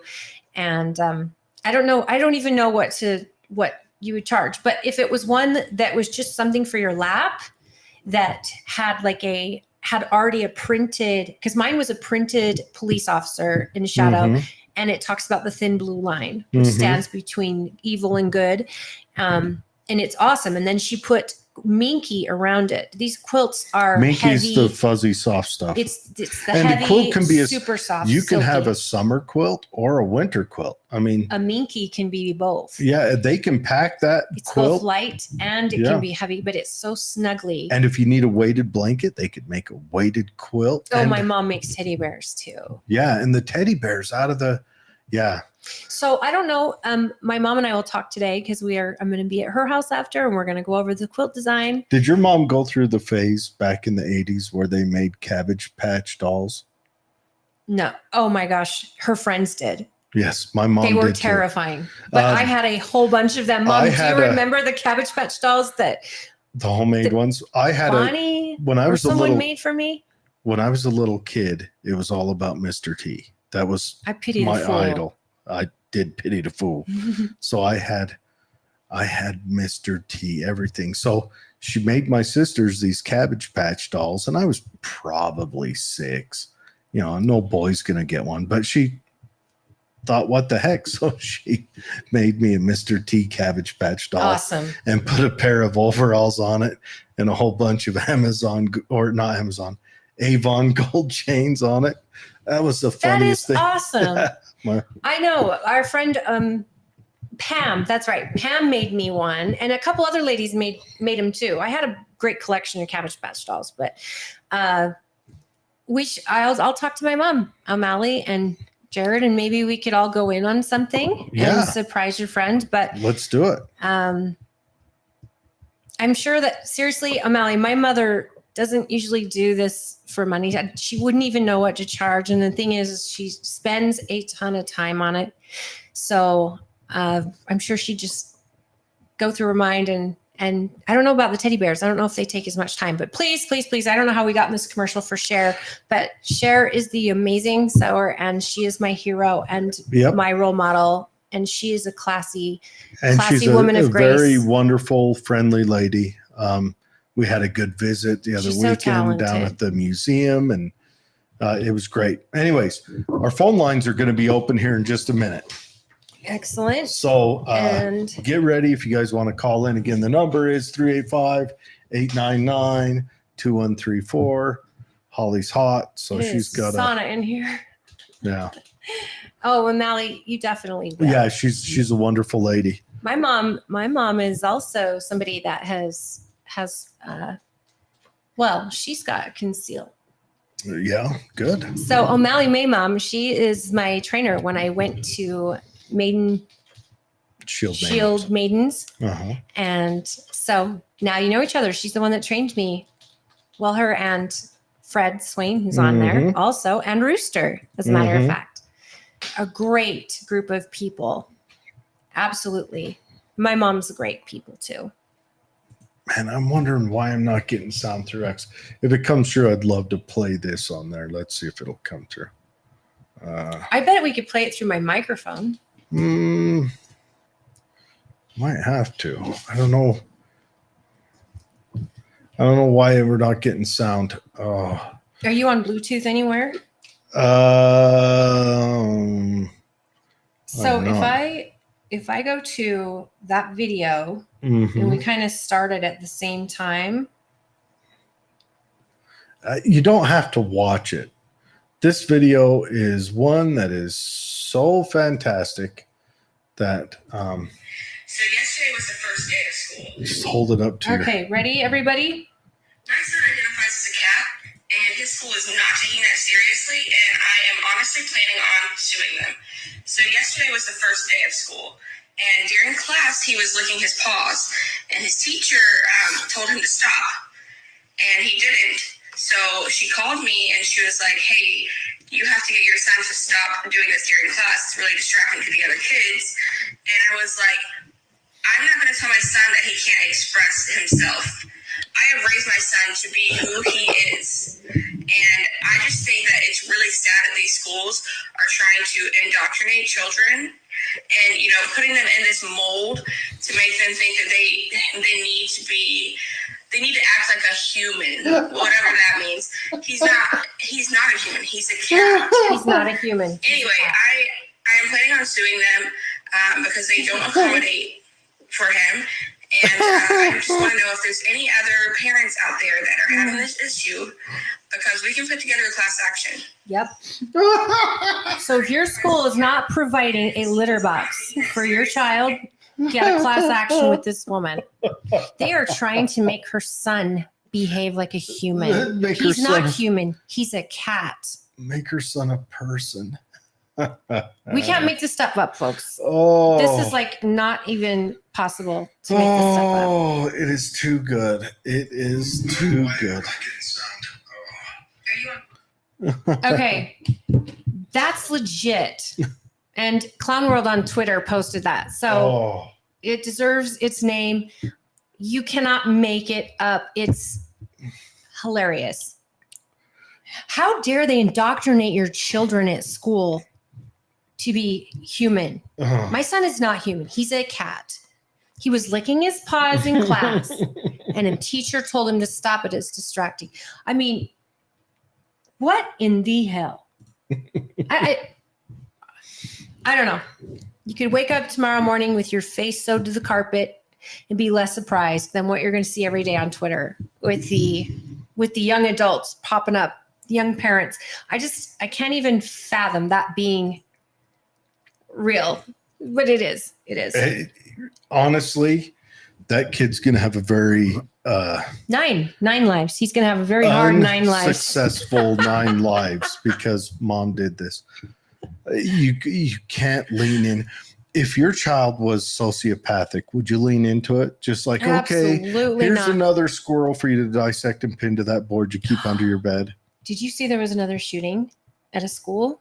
Yes, and And the Iowa? shooter, Yeah, the shooter, they believe is trans. another LGBT. Yeah, well, mentally Okay, that sound makes like individual. 5. You just can't mention Out it. of the population of the United States of America, then willed it down to out of violence in the United States of America, especially the willed it down to school violence. And then you will it down, that percentage is astronomical. Well, look, They make up what, 1%? Less Here's than the deal. 1%? I don't think that, okay, if you are questioning the gender you're born in, sad to say, you're already having a mental breakdown. If you're homosexual, I don't think that's a mental Absolutely issue. not. That's just who you are. attracted to, It's no different than who you're attracted to when some you're born. people like to eat most vegetables. Okay, we've already covered it. We things don't like need to that. go on to vegetables. But this is what 5 years ago it was a mental illness, according to well, doctors. it was until you bring a whole bunch of lawsuits against the DNCA 7 or whatever, and they actually harassed them to take it off the list.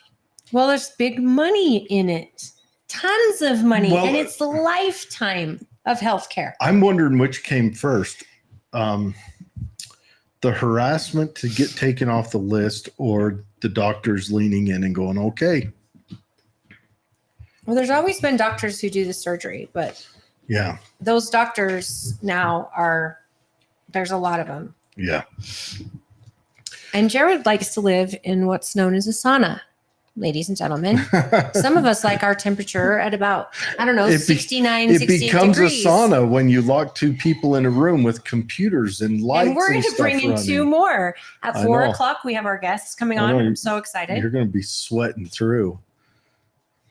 I need a Anyways, fan. I want to talk about local news. Yes, So please do. the Ritz Theater was closed, right? And but it's been donated. It's been donated to the Tooele City Arts Council for art and community use. So I'm wondering, Oh, wow. I'm wondering what kind of cool things, what might we see out of the Ritz? Would it be cool to see like a community place put on for you to sign your kids up if they want to try community acting? That'd be awesome. Or Or can art you have galleries for local artists. Yeah, would it work for an art gallery where it's kind of a theater setup? I mean, you could always have like in that entranceway kind of an art gallery feel, I would love to have a community theater out here. but a theater where, I mean, not only that, they can It have, would just be your kids, even locals. they that can wanna be in have, theater. yes, they can have like movie nights there. If a local person makes a movie, do that. But I would like to see a theater where kids, And adults. I'm saying a Well, local theater sure. group yeah, where you could go into theater and they teach Yes. acting and you do plays. how kind of cool could that be? It would be awesome. It would be awesome. They could do so much with it, and supposedly it's haunted, so you could also sell tickets to go the ghost ghost tour. hunting. That's something though. I swear, I don't think we have anything out here. I know all the high schools have theater and stuff for kids, and they open up to, like young elementary kids can come in and audition for certain plays and things. But I haven't seen any adult audition stuff, and I think that would be amazing. That would now Grantsville does have that theater in the old across from the museum in the old First Yeah. Ward Church. That's a theater. I thought that's They a do. church. No, it's you can rent it for family parties, but they also have a theater there. Oh, cool. And there's lots of plays that are put on there. Now Tooele could get in the market. I mean, the county could really build up like a little troupe, and I agree. I think it'd be so fun. this would be so, and not to mention, but like it would be another place that that all the dance academies we have around could do their thing. And I mean, we do so much with it. That's really cool. But Aaron Peterson, the CEO and president of the Peterson Industrial Group, purchased the theater for nearly $1 million, and then he gave it to Twilla's to the Twilla Arts Council. Now, how old is the theater? Because I know it's been here like for when our grandmother lived here, our great grandmother. Oh my gosh, I don't know how old it is. But I'm wondering if they'll call it the Ritz and keep its name and just call it an artistic. I would love that. I think you need to, and I think the Twilla Arts Council should put on. I think they should try to run it as maybe a dollar theater during the weekdays. Good work. Keep that going. One that'll help keep revenue generated, or every other night, or just like Tuesdays and Thursday nights, just to keep revenue generated so it doesn't become a black hole of revenue. Oh, I would open it up to the films like, I don't know, Sound of Freedom that aren't getting played in every single theater. Those special. You could do all sorts of stuff shows. like that. Yeah. I just watched Sound of Freedom. My husband and I Just watched barely? it. It was on Prime. It was We went streaming. and watched it in the theaters. If you haven't seen it, folks, I think it's a great show. And I was worried that it would be, I sat through one of Tim Ballard's first presentations of Operation Underground Railroad when it was first kicking off. And I just remember, sorry, detour, but I just remember being physically sick by everything I was learning about what was happening to these kids.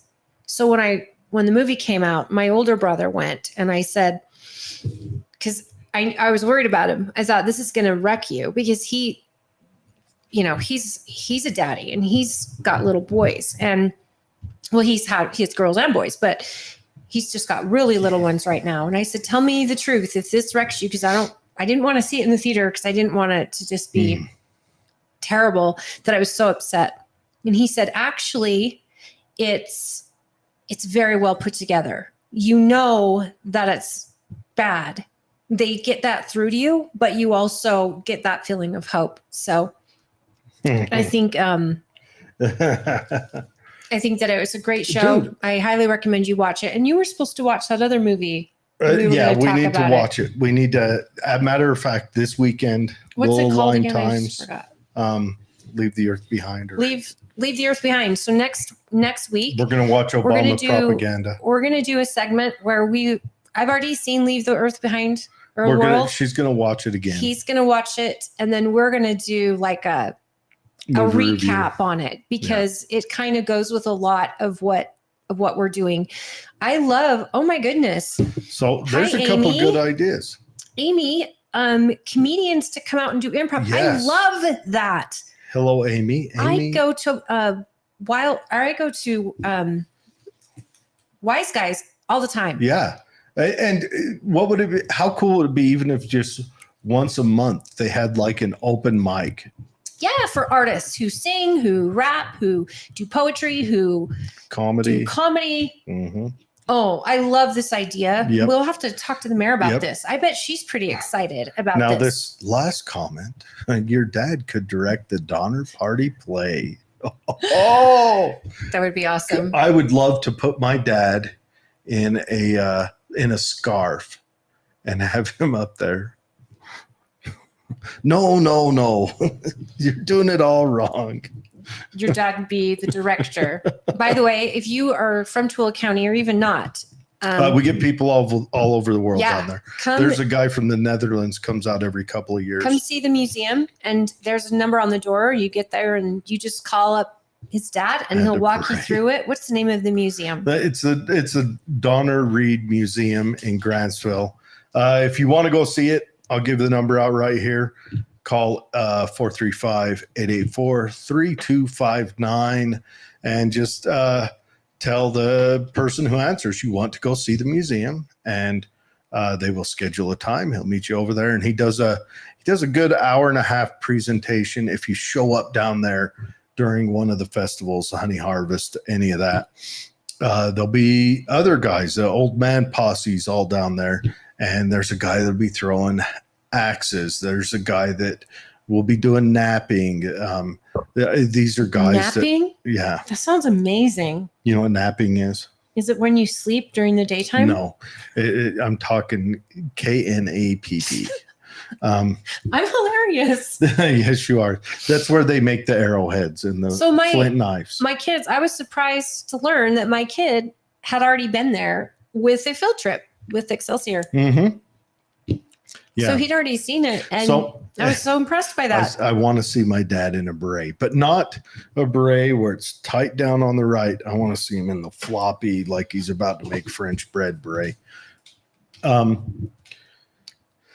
Camille. Thank But you yes. for tuning in. Yeah, go down there, check it out. He'll give you a walkthrough. Most people out here already know him. And then I would like to organize a time where we can go through the Daughters of the Pioneer Museum up here in Tooele. Yeah. It's not open very often, but it is very impressive, and it carries a lot of the city history in it as well. Some of the little I don't know what you'd call it, little set pieces they have in there, but they got this where it's the main street in Tooele made out of little models and stuff, and all sorts of old stuff. It's really cool. I'd like to set something up and public and advertise it and get a day where the daughters can, if they're willing to, can have a lot of people walk through. Thanks, Camille. Yes, thank you. I hope you're doing well. I absolutely adore Camille. She's been tuning in. Have you ever had her on the show? Yes, we have. Yeah, she's phenomenal, isn't she? Mm-hmm. So I'm really Yep. glad you're tuning in. In about 15 minutes, we have our guests coming on. They might actually be here now because I can hear my door alarm going off out there. AKA his big Great Dane trapped in a tiny the dog beast, body.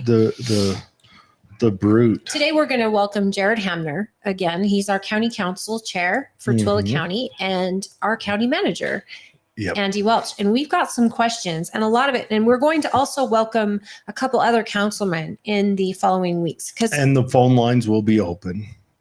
So you guys will be able to call in with questions you have for them, comments.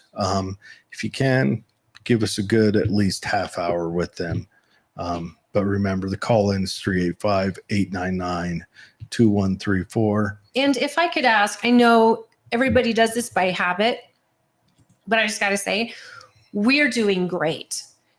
We hope you're doing great. We hope I know our guests are going to be doing great. When you call in, give us your question. You don't have to ask how we're doing.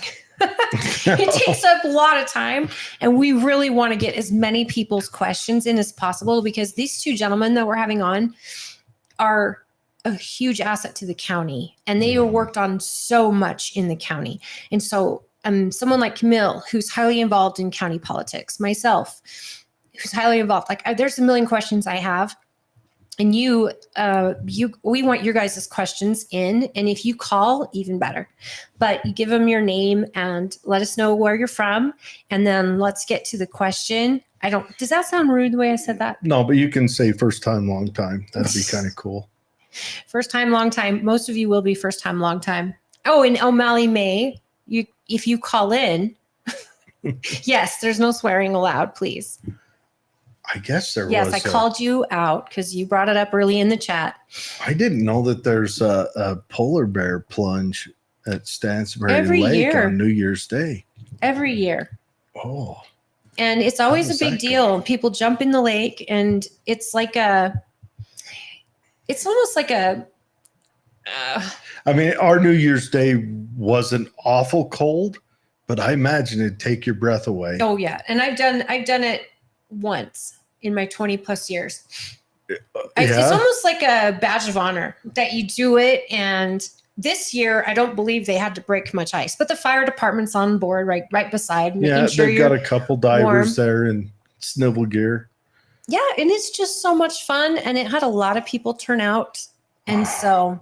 Well, yeah, that's the type of activity I want done cold at Stansbury Park.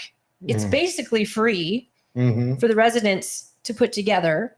It gives great exposure to our wonderful fire department, who is amazing. Until the day I die, I will live my life. And then you guys to also pay them get to back. do some community building. Now, do you guys go through North Tooele?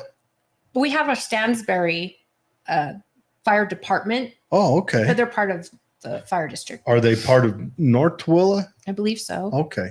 Aren't all of them? That's honestly one of the best fire departments in the state. Oh, hands and down. most of them are volunteers. And and they're we fantastic. had a house fire in 2014, Mhm. and it was just completely lost our home, and it was December of 2014.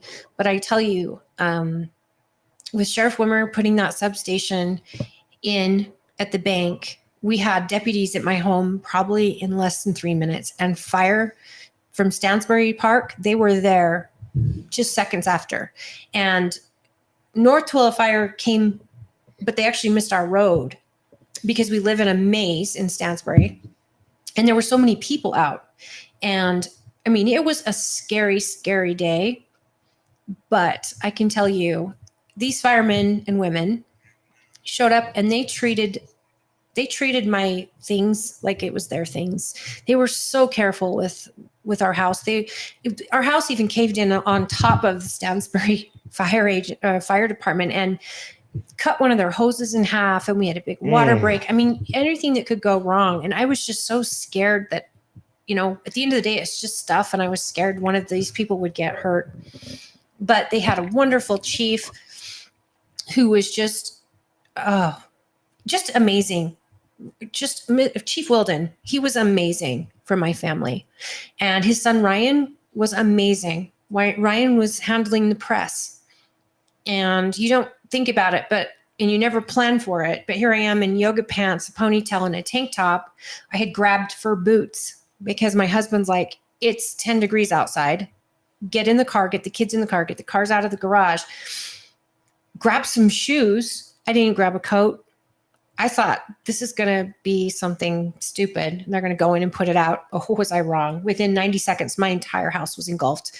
Not with fire, but with thick black smoke. So you couldn't be in there. We'd gotten our dog out thanks to, Twilla County Sheriff's Department. And then after, the fire department was trying to get our hard drives out. They were trying to get our safes out, even when it was still burning.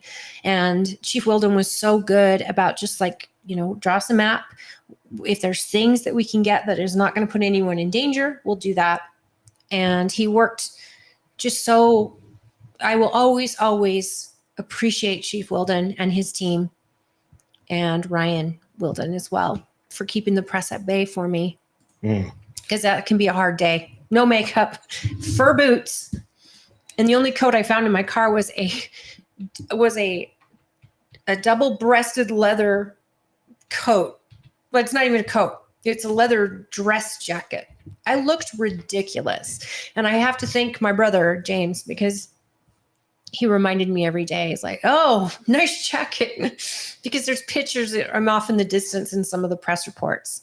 So, you guys. It's crazy, but we are so spoiled in Twilla County. And these guys and women and men that make up this fire department were all volunteers. Yeah. And they're volunteers that show up and one, they put in the effort before they show up, but then they show up and they put themselves with they don't get anything for it, but they show up and they put themselves in harm's way at the drop of a hat to protect friends and neighbors and strangers. They show up to all the vehicle accidents. If you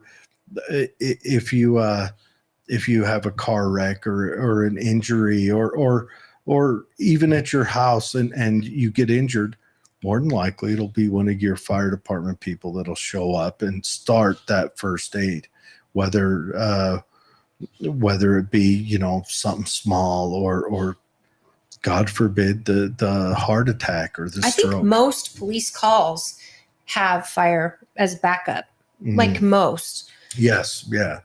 Well, not crime calls, but if there is an emergency call where police have to respond on code 2 or code 3, yeah, obviously, where there's an injury or something else.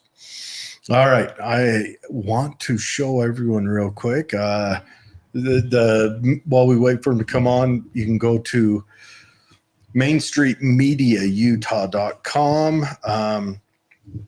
if you just search Main Street Media Utah, it's probably about the easiest way to find it. It's not your typical MSN. Go on there and you can go down and look at the different shows. There's us right there talking last week, it looks like.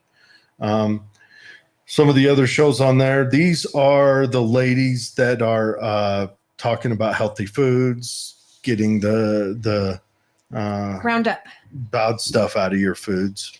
I have learned so much about Roundup from those ladies Yeah. that I had no idea. And I understand there's been a lot of press about it, and they are really, really smart. And Well, they know their stuff, and they're all educated women. almost all these ladies came there through a tragedy too. Yeah. Which is the hard part. So they're taking their tragedy and hopefully passing that lesson on to you so you don't have to experience one for yourself. Yeah, Truth and Consequences. There's quite a few shows on there. And then you can go and talk with John, another political show. Lowell Nelson, he talks about state sovereignty and how to hopefully achieve that. I like Lowell. Yep. I like all the people. All these there. guys are great. It's They such a are. great group that Main Street Media got together that I'm And it's good. honored that they asked us to be a part of it. Yeah. I really, really I don't know am how we honored. stumbled onto that. I mean, maybe they didn't know I was here. Anyways, Actually, they came to you and David. I and we're going to see it expand. I imagine over the next couple of months, they're going to be adding in a 6 to 10 o'clock hour, which you Which might we see us wanna- try to hop onto Guys, that one.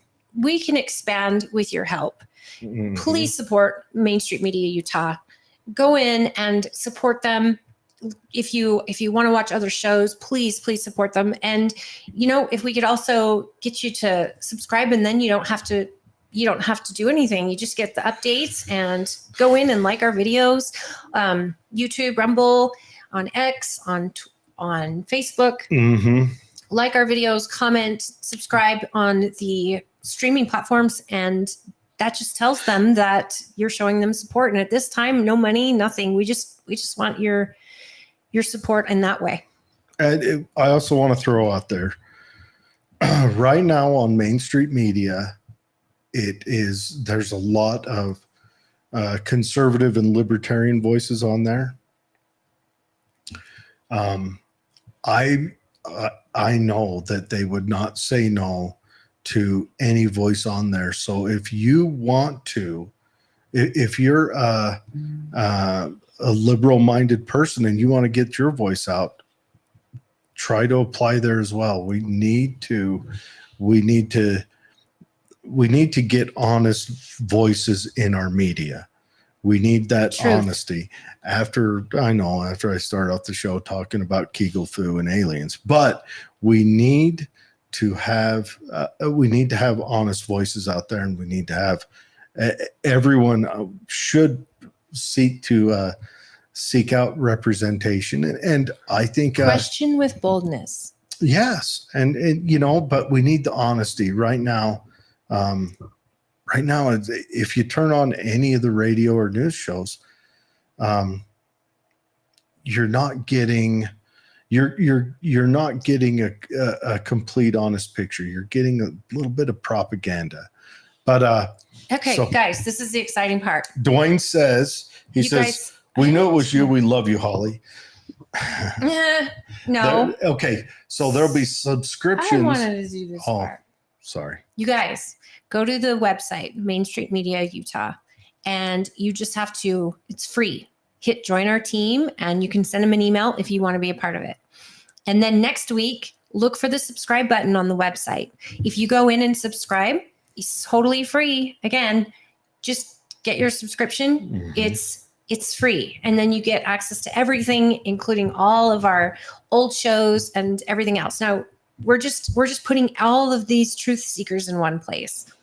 And that's where you can be part of all their shows. If you want to call in and you want to watch and you have something to say, I mean, O'Malley, you always have something to say, especially when it comes to our local government. And that's the voices they want to hear. So she could do a show like Behind Enemy Lines but if she just calls in a lot of these shows and were to offer some of your questions, these very well could hit the very ears you need people to have and hear you. Yep. And also, for those of you who want to put a show on there, there's a join our team tab. You shoot them an email, give them a description what your show is. They may ask for a recording of it. But our guests are here. So I'm So going to exciting. let Holly take over for a second, and I'm going to go. Oh, So on They're here. today's show, we are welcoming come on in. our county council chairman, Jared Hamner. Yep. Go ahead and have a seat. Is Andy with you? Yeah, he's on his way. Okay, All perfect. right. And then Andy Welch is our county manager who will also be with us today. Mm-hmm. We are so excited to have you. And don't worry about it. We have a 4-hour stint thanks to Main Street Media Group. So we don't even get like breaks. So we have to get up from time to time Yes. Yes. during the show. Our boss. Yes. Yes, we are Our boss is Dwayne and Dwayne the boss. he runs. We've got a phone number. So guys, anyone who would like to reach out and give us a call, the lines are open. I believe that's what he said, right? Yes, the lines are open. All right. So we're going to go ahead and. So call us at 385-899-2134. And hi, y'all from beautiful Oklahoma. Oh, that's Lance. My buddies from Hi, childhood. Lance. I grew up with Lance. Lance, it's good to see you. How you doing? Jared, why don't you put on Yes. your headset there? We have 2 Jareds and an Andy and a Holly today. Yes. And you want to slide up kind of close so that you can talk into the microphone there. You might want to get closer to me because you're going to expand that, right? Now, Yes. I just have to say that Jared Hamner is the representative that represents Stansbury and Lake Point. Mhm. He is a Republican, and he's a dear friend of mine. I'm super, super excited that you're on the show. And he's also the chairman of our county council. And I would like to add that since he started, he was actually he was the first Stansbury Lake Point council member ever elected, because we have changed our form of government, starting with you guys and the council we have right now. And I wasn't super excited about the change of government, the form, because I was worried you guys now just handle legislative work. And now Andy, our county manager, handles the day-to-day operations.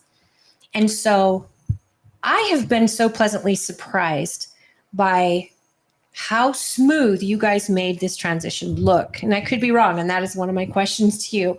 But just to kick it off, I would like to know what it is to be county councilman and how it's been these last 4 years. So it's safe to say that you are not a fan or a cheerleader of the new form of government. Nor was I. I was a little nervous about that. But other counties have gone to that state. But it came down to this, Holly. Who are the caliber of people that were going to come in, and Right. in what personalities that they were, and that kind of stuff. And so when those people had come in, Do you want to take that? Yeah, That's you fine. can go ahead and take it. So when Okay, you mean sorry the about that. caliber, Yeah. most times, because this job would be 5 part-time county counselors who are Mhm. elected by their districts. So Mhm. before we had 3 full-time county commissioners elected countywide in a countywide race. Now we have 5 part-time, and they're elected exclusively by their district. So my district is under Jared Hamner, and then the county council chooses a county manager, and the county manager must live inside the county, and they handle the day-to-day operations and work with all the electeds with budgets and with their needs and staffing and any questions or things they have that the county's going on. Now our county council doesn't have to do both jobs, the executive and the legislative. You guys get to focus on that. So Yeah. the caliber of people that were going to run for these seats would most likely be retired or people that didn't have full-time or that had full-time jobs, but this would be a secondary. Yeah. Can I back up a little Yes. bit? Yeah. Yeah. Okay. So let me just answer the question before. It sounds like I was a little harebrained, but I was getting a phone call from Andy, who's coming here. Yes. And his maps took him down Vine Street, but he'll be here just in 2 minutes. So the county council, it would be a total failure if you didn't have people that were committed for research and excellence. So I put those two together because this council has been known by other elected officials and people, not only in the county, in the city, throughout the state of Utah, that we're a data-driven council. Meaning this, that before we take action, sometimes people have different things of action. The emotional, they're upset with something, they're going to write that company a letter. They're happy about customer service, they're going to respond with a higher tip. Right. Something is your driving force, what's your engine. The county council is a data-driven council. We want to have experts do research before we take action so we know the direction that we're going, and we're fully committed to make that successful. So when the new form of government came in, and those that ran for the county council and were elected, they all were in their history driven that way. They said, we want to have the information before us before we make an emotional, and we won't make an emotional decision. With that said, we did a extensive research nationwide for a county manager. We put an RFP together and it went everywhere. Thus, our current county manager, Andy Welch, came from Georgia. He saw that. He had did his undergraduate along with his master's at BYU, and he had been in Georgia for 25 plus years. Was he from Utah originally and then He was. moved to Georgia? No kidding. Where at in Georgia? You'd have to ask him. Okay. You know what? We When should he get shows him up? on the show. Yeah, when he shows up, I'll ask him. So go on. But in there, he was working for a city as assistant county manager, but that's where he raised his family. That's where he was planning on retiring. When he saw this opportunity, he came and interviewed, and we had several Yeah, I bet. applications. In fact, there were so many that we had to weed them out at the beginning before we even had interviews, get down to where Andy's at. So that was the point that I'm trying to make, is we do an extensive professional research on what action should be taken. Now, do we always get it right? No. I mean, look how much money is in the NFL or the NBA. Do they always make the right draft choices? No. Sometimes you don't. We got it right on this one. Absolutely. And every decision we make, is it going to be the right one? No, but we're going to make the very smallest error we possibly can. You want it to be an educated decision and not willy-nilly. That's what you guys focus on. So I'll give you one statistic, not to be negative on this, but when we walked into our office, we had over 13 lawsuits. We're down to 2. And that came in before we were even elected. But we've been able to whittle those down and not create more. Yeah, that's litigation. the big thing, not create new ones. That's right. Yeah. And so you have people that have ran Do you businesses. think having a county manager has allowed that, where he's focused on that solely, and it's not something that, he goes to his regular job How did and then you fix comes that? home and Absolutely. There's a couple of components. One, I'll go back to data-driven. We don't make an emotional decision. We don't say, hey, you're my friend. Let me see if I can fill a hole with you in it so that you can have a job or other. You're data-driven. If you're the best, then you'll be selected. If you're not, I'm sorry. We'll try to get better. And the manager is the executive. So he goes through that and says, hey, let me do the research on this. Let me find out who they are. Let me take it from my point of view. We're the legislative, so we're going out to lawmakers saying, where have you found this? What is the best direction or action? We're not afraid to ask questions or ask for help. I think that's what gets people in trouble when they're saying, hey, they've elected me to know all this. You get in huge trouble. What they elected you to do is to find the right direction or answer for them. That kind of brings me into a topic, and we're going to get into it. You guys are willing to spend money to save it. I've noticed that. You guys have spent money on studies, a lot of studies that could have jumped us into some huge deals that would cost us more in the end. But that study, which cost money up front, but that study perhaps showed you this isn't a good idea. You're going to lose money if you do this. Or this is a great idea. You'll make money. Or, this is a good idea for the county. I want to talk about, and maybe we're just jumping into it, but I want you to talk about Deseret Peak. A lot of people probably don't understand how intricate the 5 of you had to be making a decision like $30 million for Deseret Peak. But did you not do a study first? Absolutely. Would you allow me to delay on that until Andy gets here? Yeah. And I will talk to it, but he has some other numbers that I want to share with you that you'll be able to see and go, Excellent. wow. But can I bring up one topic? This is your show, buddy. This is my show. Water.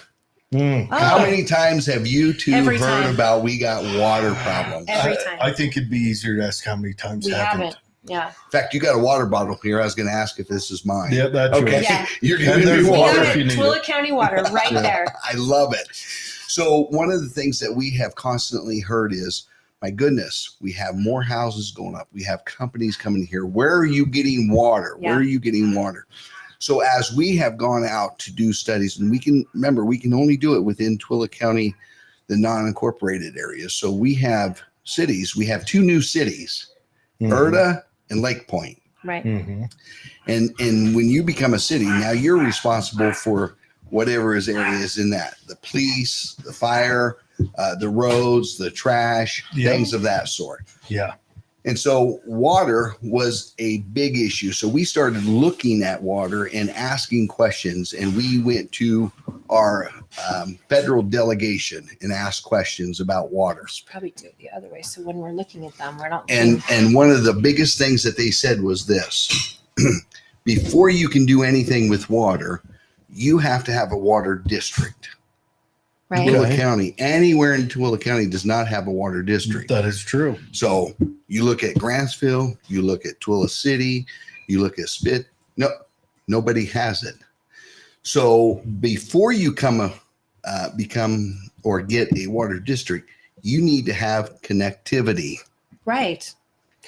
So does that mean linking them That's all like a kind of pipeline. together? Right? So it was a learning experience for us.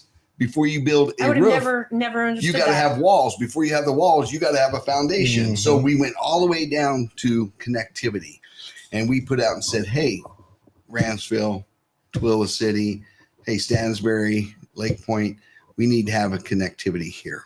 And so we put some ARPA money came from the federal government. Mhm. We put some money aside, $2 million, and said, we need to have connectivity. And then we can apply, which is a couple of years down the road, to get a water district. By getting a water district, then you can go out and research and find some water that could be pumped into the district. You see where I'm going? Mhm. You can't go to Z without starting with A. Well, yeah. So- And The foundation. so kind of what you're saying is the county can't really ask for water by itself because it's so dispersed and everything else. Twilla maybe could, but it's a bigger voice if you have Twilla, Grantsville, Stansbury, the whole county. So let me quantify this. If we did not have water and Twilla City went to Jordan Water District and said, "Can we get water?" They would say, "No, you yeah, don't have a water district." Right. yeah, and even beyond that, it's not really that big of a place. Whereas if you can spread it out and get a bigger voice, That's now, right. if I could interject here, Andy has just joined us. Thank you for being Yes. here, Andy Welch. He's our county manager. Yeah, thank you for having me. Appreciate And it. we're so where were you at in Georgia? I grew up in West Valley, Uh-huh. and then I went out to Georgia. I was in South Georgia, next to Savannah, near the coast. Well, what town? It was called Statesboro. Okay, It's a college town. My It's- brother was down there at Hunter Army Airfield. Oh, yeah, And absolutely. he lived in Pooler. And Yep. I absolutely love about 30 Georgia. minutes away. So yeah, I was there for Um, 25 years and just moved back 2.5 years I ago. love it down there. Yeah. It's Savannah's gorgeous. oh, Savannah is just as beautiful a place as you'll ever go. Savannah, Pooler's a nice town. Yeah. All of them are. Yeah. I love it down there. And since you're talking about water, can I just interject? Andy told a story one time. It was so wet and rainy in Georgia, he had frogs hatching in his front yard. We did. Yard, not water pool, yard. That's Yeah, you'll get them in your. They have a lot of enclosed back porches, just screened off back porches for the bugs. And you'll every morning in the summer you wake up and there's frogs inside of there. And Georgia doesn't just have bugs. Yeah. They have bugs. They have flying bugs. That's terrifying. They're not fun. Come a little closer to me. The And then palmetto bugs. That's right. Yeah. Yeah. Those we got are, you guys both in frame. If we could, yeah. you can see yourselves there. Absolutely.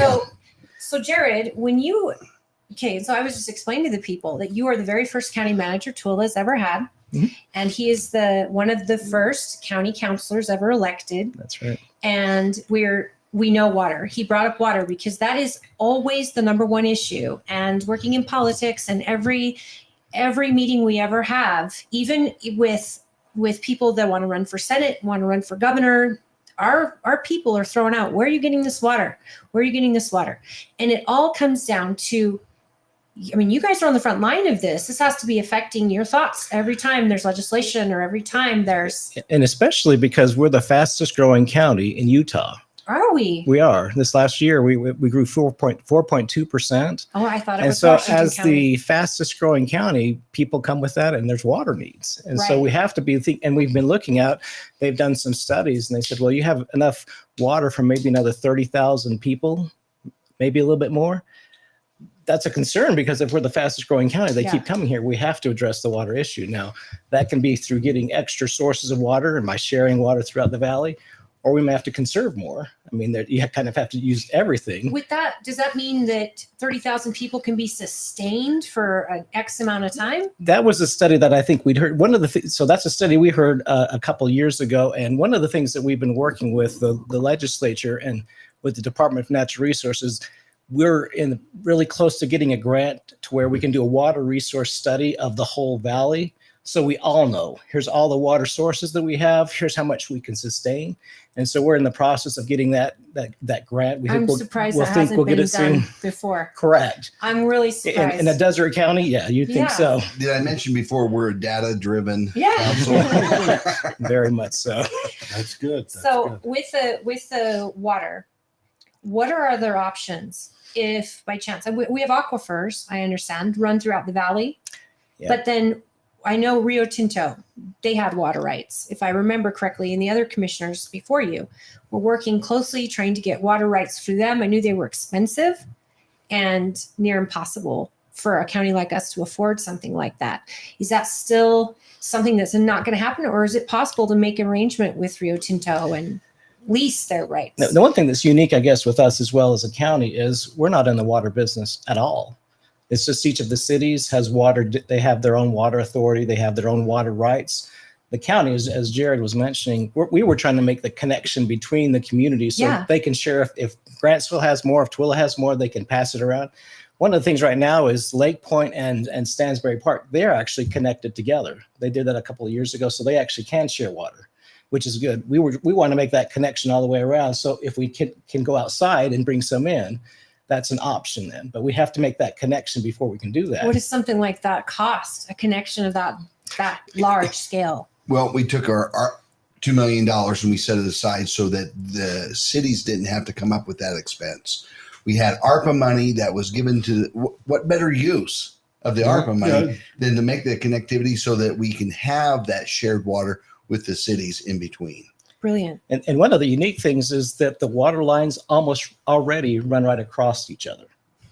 And so they're really close. And so $2 million may seem like a lot, but in water terms, it's really not. It really doesn't seem like a lot. But you have Grantsville and Tooele City they cross each other at Desert Peak, not connected. Wow. And Spid and Tooele City, they're probably about a half mile away. Then Grantsville and Spid, they're really close to each other. So the $2 million could actually get us the connections. I'm picturing that you have to redo everything and dig up this enormous county. And if it's already in place like that, that's that close. Great. That close, yeah. That's exactly right. So how is it Because I know one thing we've tried to focus on, I know with the council that we've tried to focus on is an alliance to where we have the county working with the cities. So all of our county council, we've had meetings before with mayors and the council together, and even our Utah reps, and sometimes our senators. But how is that when you've got all these individual cities and the county comes in with this great idea? How are the cities taking it? Well, maybe I can start off with this. How are we working? How's our relationship? When Erda became a city, my goodness, when Lake Point became a city, one of the responsibilities that cities have is what I mentioned earlier. You are responsible for the policing, for the roads, for the trash. Well, they didn't have that in place. So they came to the county and said, is there a way we can do an interlocal agreement? Can you help us out? And the county said, absolutely. We don't want to see you fail. Right. Mm-hmm. Let's get an interlocal agreement contract together to still provide that snowplow. Wasn't there a lot of infighting with Erda? Were they easy to work with? I mean, I'm asking because I'm on Facebook and I saw all the drama that was happening when they were becoming a city. And now that they are, it's settled down a lot. But I'm wondering, is there council? Can I word it this way? There was some extra communications that needed to take place. Gotcha. So it was a little bit up in the air. Erda becoming a city was an emotional decision. Yeah, and I think that when we did a very similar, so Erda incorporated in the following year, Lake Point did. The agreement with Lake Point was a lot easier because we'd done it with Erda. We'd already kind of worked through But we didn't see the drama in Lake Point. Well, in Lake Point, I think they incorporated for a reason, not because they were mad at each other about a temple or not a temple. Right. And I think that was Erda's big thing is they made it emotional. I don't think any of them were meant poorly or anything else. I think they were trying to strike for freedom on an emotional basis, and they didn't take a minute to say, okay, well, and it became kind of traumatic for a lot of people. So it's nice to hear that eventually they came and said, hey, we need the county to help us and we'll help you any way we can. I assume that's how it went. Yeah. Can I use a sports metaphor? Please. In the NFL, if I throw out a red flag, if I'm a coach and I throw out the red flag, what does that mean? penalty. The red flag means I want to review that play. Yeah. I want you to look at the cameras and see if that play. So I may get really upset, Holly, that you didn't make the right call. I'm going to throw out that red flag and you look at it and you say, that call was correct. Oh, okay. And that's simply what has happened there. You have some emotions that were really high, but as they settled down and started looking at the legalities of creating these and doing these things, they said, oh. And the cost. Okay. Because they told their people they wouldn't be paying very much and it would be cheaper to be a city. But then when you have to digest these new costs and these expenses, I'm sure that was a wake-up call. Yeah. And you're getting a big taste of reality of, and we want to work with them. Again, I mean this. We did not want them to fail. We want them to be successful and to succeed. So we've done everything within our part, but yet we had to be, there's not a but, we have to be honest with our constituents, that we're fair with them. I'm not going to sell you a shoe with 70% off, but yet I'm going to sell it to Andy because he's within the county, only 20%. It has to be equitable to everybody that is touching. It is interesting that I feel like they had perceived consternation with the county commission, made a decision based on that. At the same time, that a new vote had happened that we switched over to a county council. And it was real interesting that they made an emotional decision based on something that was going away anyway. And I don't think that they should have had that consternation with the commission, but they perceived it that way. And so they made a vote. Well, I think many of them were mad that was nullified. That the vote on what they perceived was a problem they had that was changed at the same time anyway. And I think had they waited and said, let's wait 2 years, I think they would have decided not to make that vote because they would have saw that a different operation came to pass anyway. Not that I think the commission Well, now hurt they, I them at mean, all, this but change they of felt that government, way. now Possibly, yeah. Ty Hoffman is the representative for ERTA on the council. And so I'm sure that for Ty in the beginning, he was probably learning along with all of you. See, nobody teaches you. You are different because you learn how to be a county manager through your experience in your Correct. job. But to being elected, especially to being elected in a county and represent all these people, I mean, you get on the job learning. I mean, you don't know what you don't know. Right. So you hop into this, and I'm pleasantly surprised at how smooth this transition was. Well, I expected chaos. We I don't really see did. you guys in the news. That's when you're succeeding in government. That's a success. Sometimes you're right. When water comes out of my tap, sewage leaves my house, and the garbage picks up, the government is in success. And you're not And the on the snow news. gets plowed. That's right. When the government is on the news, that's when you got to get scared, because that means there's, So what's in the future with water? Where are you at now? Well, can I just capitalize on that? I thought I had a great compliment when I had a journalist come up who had attended a lot of the meetings from the paper and said, "You guys don't agree with one another, but you let your thoughts, you share your thoughts. You have no problem calling each other on it, but you come to a resolution and it moves forward." And I haven't heard complaints. Wow, you guys are working great, and you go out and find the answers. I thought, That is a compliment. I wanted to say, whoa, I got a pat on the back. It's like you got adults in the room. Yes. And sometimes it Right. takes a little bit longer, but it's okay to take longer if you get the right call. What I just talked about, the NFL, it takes a little bit longer to look at the film but you get the right call, and then you move forward. And in the long term, it becomes even more effective and efficient. And that's what's important. So one quick note about you is that you are the president of the Tooele Chamber of Commerce, which I thought was an extraordinary job and experience to have. I love the private industry. I love private markets. I think that government messes everything up. So who better, to run for a seat than somebody who works with businesses in Tooele County every single day? Bridge the gap. Yep. Yeah. And Yep. have you found that's been an asset for you? Or It's is it been- conflict? Because I imagine it's got to be good and There's bad. pros and cons to that, Holly. But let me just tell you this, that over the years, I've only worked in the private sector. I've never ran for an office. I've never worked for a government entity. You're already elected, man. You don't have to keep. No. It's a new year. So when I was going to run for this, I thought, I had obviously talked with family, my wife, is this something I really want to do? But as I talked with businesses and I said, hey, I'm thinking about, and they said, oh, great, wonderful. Hey, can you do this? Can you? And I thought, isn't that interesting that the first thing that they come up, and one of it was, can you stay out of my business? Let me do my business. Oh, like deregulate. And I thought that's a founding principle that I believe in, is smaller government. Right. Quit getting into other and trying to dictate how a business will do business. Obviously, if it's not hurting other people. Yeah, well, you have courts that can deal with tort. Other than that, you want to let businesses run. You want to let what will flourish. Well, and we're having the biggest growth ever. I can only imagine how many contractors out there applying for these things. They're building homes that, what will you say? Regulations right off the top.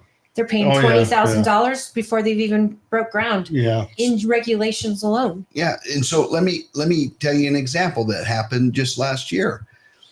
Everybody knows that there's been a decline with the Great Salt Lake. Can we agree on that? Yes. And they've gone out and they've done some studies, they've done some research, and they're looking at that. And all of a sudden, in the last week of the legislative session, the parliament is always suspended. So they don't go through, hey, you can suspend some of the rules here, come right out on the floor. There was a group that brought a bill out on the floor to stop the industry that uses the Great Salt Lake to do business. That hurts Tooele County. And you know how many pages that was? It was almost 100 pages, and the House passed it in 16 minutes. You're kidding. And so that's when it came to the Senate. All of a sudden, we jumped on that. We called our representative and said, "Hey, hold on! You're going to shut down a lot of business." And the thing that I found out with business being with the chamber, when I called them, and I'll just name the businesses: Cargill, Morton Salt, U.S. Magnesium, ATI. They said, no one's reached out to us. Wow. No one has more of a direct interest in the health of the Great Salt Lake than we do, because that's our business. Absolutely. We're happy to work with them. I worked at Cargill for 15 years, and I know that's in every meeting we had. Where's the water? See what I mean? Can we dredge? Government. What are we looking at? Yep. Government's making decisions of their livelihood. Cargill is being choked, and that's honestly the best salt in the world comes off this lake. The cheapest salt in the world comes off this lake. Cargill makes salt in every country on earth. Plus, you've got and this U.S. is the Magcor. Magcor is one of the only Magnesium companies the only good in the United States. in the United States. That's and the so only- no one reached out to our Twilla County businesses, and you reached out to them to let them know about this legislation, and they're sitting there like, wait a minute. That's my point. Is you're making decisions that will directly affect someone without contacting them and saying, can we work together? Can we get a committee together? It's not like there's Hey, 1,000 businesses. I'm just going to cut this off. And any car that's built is not going to have magnesium for their steering wheels or for their brake pad. Where are you going to get it then? Yeah. China. China. Yeah. And you kill Magcor, and you have to ship it from China. You're paying 5 times more because they get to dictate the rate when there's no competition. So my point It sounds was, like they made an emotional decision. Thank you. And so my point is saying, when I heard that, government, step back. Instead of creating laws, go to them and say, hey, we know that this is happening. You're directly affected. We need to get a committee together and find a resolution to help stop or to rejuvenate. And that didn't happen. You have some that people just think are nonsense. Quit driving cars, start riding horses more. Well, it's not going to happen in today's world. It's not going to happen. I mean, there's job opportunity for people to shoe horses. And I think it's interesting because this is all happening when we'd had a 10-year drought. And then God steps in. I was at the Hill when they were making that vote last year. And I was sitting there in the back of my mind going, you're making a vote because of this drought that we're having in Great Salt Lake and being so shallow as we're getting the best winter we'd had in 10 years. So it's almost like God said, oh, wait, you guys need water? Yeah. Let there be water. So it's been fun working with the businesses, as you mentioned. And I hope I haven't stepped on Andy's toes too much when I say, hey, there's a business that's being affected if we do this, or if this is happening, what can we do here? Because the bottom line is, if we don't have a healthy business community, we don't have a community. Yeah. And you remember this last week at the chamber, I attend their meetings on Wednesdays, and we went around the room and we were asked, why are you here? And what I said as a government representative is like, we know that we have a lot of businesses trying to come here, and the reason they come here are quality of life issues. As a government employee, that's what I'm trying to do, is bring business here, good business here, and have a good quality of life, whether that's trails or Desert Peak or other things like that. We want to support the private sector because we don't exist without them. This and whole so nation we're hand in hand. It's built on private business. Yeah. And when you start declining that, you better be willing to start shoeing horses or going back to that, because someone else accept them. How's Detroit doing? Detroit made all of the wrong decisions with aid. I mean, it wasn't all Detroit government, because there was also unions that impacted and also federal government, and also the vehicle manufacturing that they couldn't meet a crossroads where they could all come. And now Detroit is in a really rough shape. Well, they have been. And when you look for their future, you're concerned. You're saying, hey, there's not a clear direction. Yeah. At least that's, and I'm taking a pot Yeah. shot at this. I've looked at that. Same thing with when Illinois got into issues with their pension for school teachers.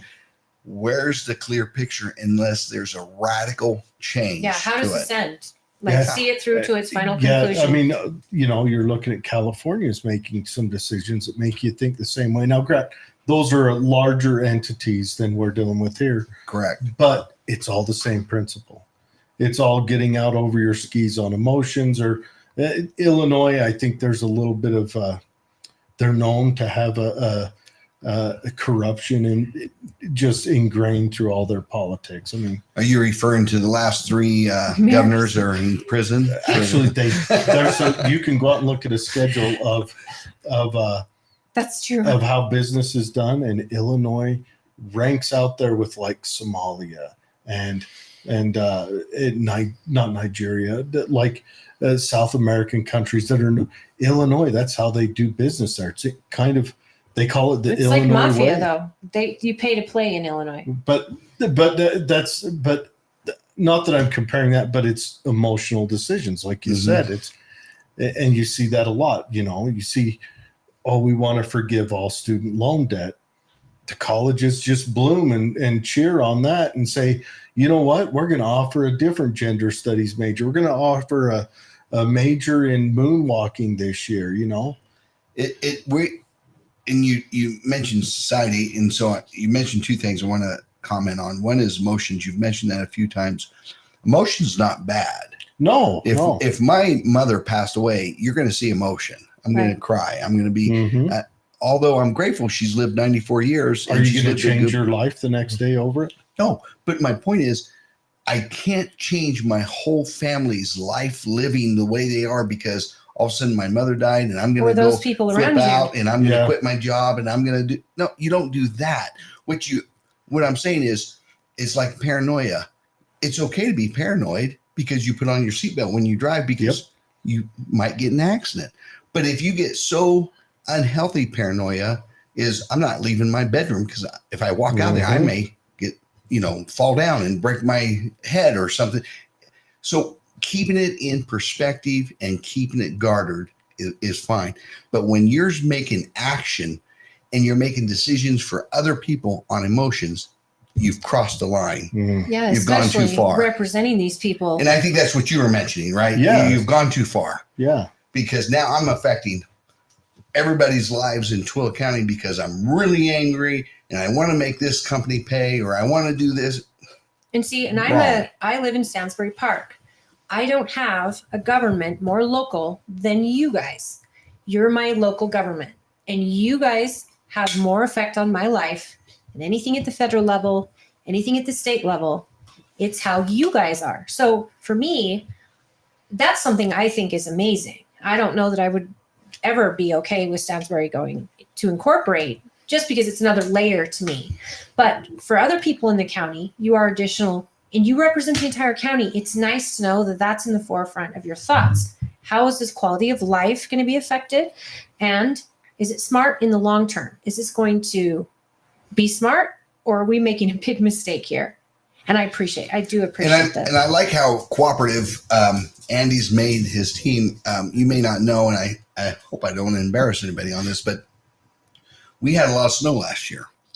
And down in Stockton City, they have a snowplow, but it broke down and it got stuck and made a phone call to the county. And Andy said, we've got to help them. That's part of their county. So we're not obligated to. Yeah. But let's help him. And so he got a hold of the director of roads, Jed, and they sent out a truck and started plowing roads, got them pulled out, got the truck back. And the mayor's going, thank you. You guys are wonderful. We want to work together as a team because guess what? You are us. Yeah. Mhm. Yes, we're separated by laws because you've incorporated in other things, but it doesn't mean that when you call out for help, I'm going to say, no, thanks. So you got the wrong number. Right. Yeah. Let's help out. We still have that done small town We've feel seen out where- here, and I love it. We've seen where that's happened in the nation, where counties and cities argue. A big one. This is an interesting one. Is the serial killer in the 70s? What was his name? Sam. Ramirez. Oh, Oh, yeah, Ramirez. California. The sheriff's department was investigating, or no, the local police was investigating him, but the sheriff's department ran the tests. And when they sent the tests off, he got an extra 3 people because the sheriff's department held up the the fingerprint tests before they kicked it back. Well, and they So weren't good it's- at communicating it's back just then either. different. Well, no, it was straight up. The county even admitted, we had a, who could piss higher up the tree match. That's So, unfortunate. but no, and that's good. I'd like to hear that you work with the cities, that you have that bond with them, because you never know. City may have to come help out county That's or right. something. That's right. And That's if we, got to be that's got to be tough because everybody's elected. if- Everybody's got their own piece of property, their own section. It's got to be tough. You got to have some grown-ups sitting down and having some real conversations when it comes to uniting the county mayors. I mean, you've heard stories, and I don't mean to occupy the whole thing, but you've heard stories where a farmer got into an accident, and all of a sudden here came out his farmer friends and neighbors, and they're plowing his field and planting his field. That makes a healthy community. Yeah. That makes a community where you grow up and you're saying, I feel safe because you're looking out for me, and you're going to question if somebody goes in my backyard, or if I'm not back there working my field, you're going to say, where'd he go? Where's Jared? Hey, I'm going to check up on him. that's a prosperous community. And that's also a small town feel. With the size of our community as big as it is, it still feels like we're in a small town. So Mhm. I'll tell you, since you brought up Chamber, let me just tell you, Cabela's. Did you know we have a Cabela's here at a warehouse Mhm. where they ship out to other stores, or if you order online, they'll ship directly to you. When they first came here looking at an area, they had taken a building on Sheep Lane and occupied that for a little bit. And then they're looking at investing, building a building quite larger that they needed. I want to say 700,000. I may be off on that, 700, 800,000 square foot building. But the CEO at the time for Cabela's, this is before the merge or buyout, came into the chamber and said, hey, I want to have a discussion with you. But I want to ask you direct questions. Are you okay with that? And, oh, okay, go ahead. Hey, I know what the city is telling me, because they're hoping that I'll invest $30 million into their city. How is it really to work with the city and the personnel there? Tell me what is the best school? What are you guys known for? What sports are you guys known for? What other activities that you have? Because if I build this building, I'm going to force people to move here, Their to continue to employees. work here, and they're going to move their family. And I don't want them cussing me. I want them to say, hey, this is a great place to live. He wanted to know the culture. Absolutely. Yeah. And after that first initial meeting, we set up a second one. I thought, man, this guy is drilling me with a bunch of questions. He came back and he came through Stansbury, and he said, and it was warm, summer day. He goes, I think I'm going to do it. I went by the lake. Do you know how many people were out there on the lake, and the runners and the bicyclists It's and like the people Norman out Rockwell walking? And he paintings. goes, we're going to do it. We're going to invest here. Now, I'm not saying I made the whole turn, but that was the final pin that he needed. Is I want to make sure, because this building is going to be here for many years, and lots of workers are here. And a lot of these workers are pulled from the community that is here. He's That's going right. to hire people and they're going to invest here. That's great. And that's what people look for when Andy talks about businesses coming here. They're saying, hey, I don't mind being part of the business community, but are my people going to be part of the community? Yeah. Absolutely. Going to the PTOs, going to the local church meetings, being able to come out and pick up trash with other people, and being in the inn. Yeah, Or where are they they feel like gonna be they're on part the of the outside? community. Part of it. We As wanna long as do they that. don't vote for Democrats. Well, I imagine you want to, Sorry, I'm biased. Yes. if you're opening up a big investment like that, you're going to be sending an executive or handful of them out, probably even sending middle management. You don't want to lose those Well, people. think You've about- invested in them, and then you're going to be hiring people. Yeah. You're investing in new people and training them up. You want to retain them. Think And- about Facebook, though, how they got around that. They built their own city. So people didn't have to fit in wherever they went. Yeah. They put their own city in. Together. I mean, And this is awesome because they're going to shop at our local stores. They're going to there's get gas. Lots of own cities built. They wanna know Russia their- built. own They wanna know cities their around neighbors power and- plants I love it. I love Yeah. it. So no, that's good. are we ready to go into? Well, Russia sees cities and they want to occupy it, so they try to take it over. Well, there was that whole Chernobyl place they built, and They did occupy them. I mean, they took them over through means that is, starvation is not a good way to take a place over. So I agree. when we talk about you guys doing a study, and I would like to get into Deseret Peak, because you know me, and I've not been quiet about this. I'm not a fan of Deseret Peak being owned by the county. I was like, let's sell it to a private industry. They're going to do great things with it. If it's meant to be, it's meant to be. I've since kind of changed my opinion because I understand the need for a rec center that is available to everyone. And, you probably couldn't afford it to go have a membership there if private industry owned it. And it keeps our youth out of trouble. It provides a great location for summer and, ball games and then events and things like that. Then I also, and I understand it's the counties. And so I'm wondering, when you guys did a study, because you were probably at a crossroads of what to do with Deseret Peak. Mm-hmm. And you probably had people like me, and then you had people thinking, no, we need this. And being from Stansbury Park, and I hear people in Stansbury saying, we need to build a rec center. And I'm like, that's what Deseret Peak is for. We need to fix the pool. That's what Deseret Peak is for. Like, this is a little jewel here in the county if we treat it like one. So tell me about that decision and what you guys did there. Before I turn it over to Andy, let me just tell you that when you're looking at things like that, there's a reason why the windshield on a car is so large and the rearview mirror is so small. You're not driving looking in a rearview mirror all the time, but it's okay to look back at that. So looking back, how did Deseret Peak come about? I don't know. Yeah. So the federal government decided to build a plant here to take very dangerous chemicals and start destroying them. Is that Energy Solutions? That was EG&G. Desert Chemical Depot. Yeah. So you had things that were used, my goodness, in World War II, World War I, the Vietnam War, mustard that has caused hundreds of thousands of deaths, and anthrax, things of that sort that they brought here, that if it got out, it would wipe out a state. And they were destroying it. And we had one that comes to mind, and there was other people, Gary Griffith, that went back to Washington, D.C. and said, you're not going to have that in our community without benefiting something.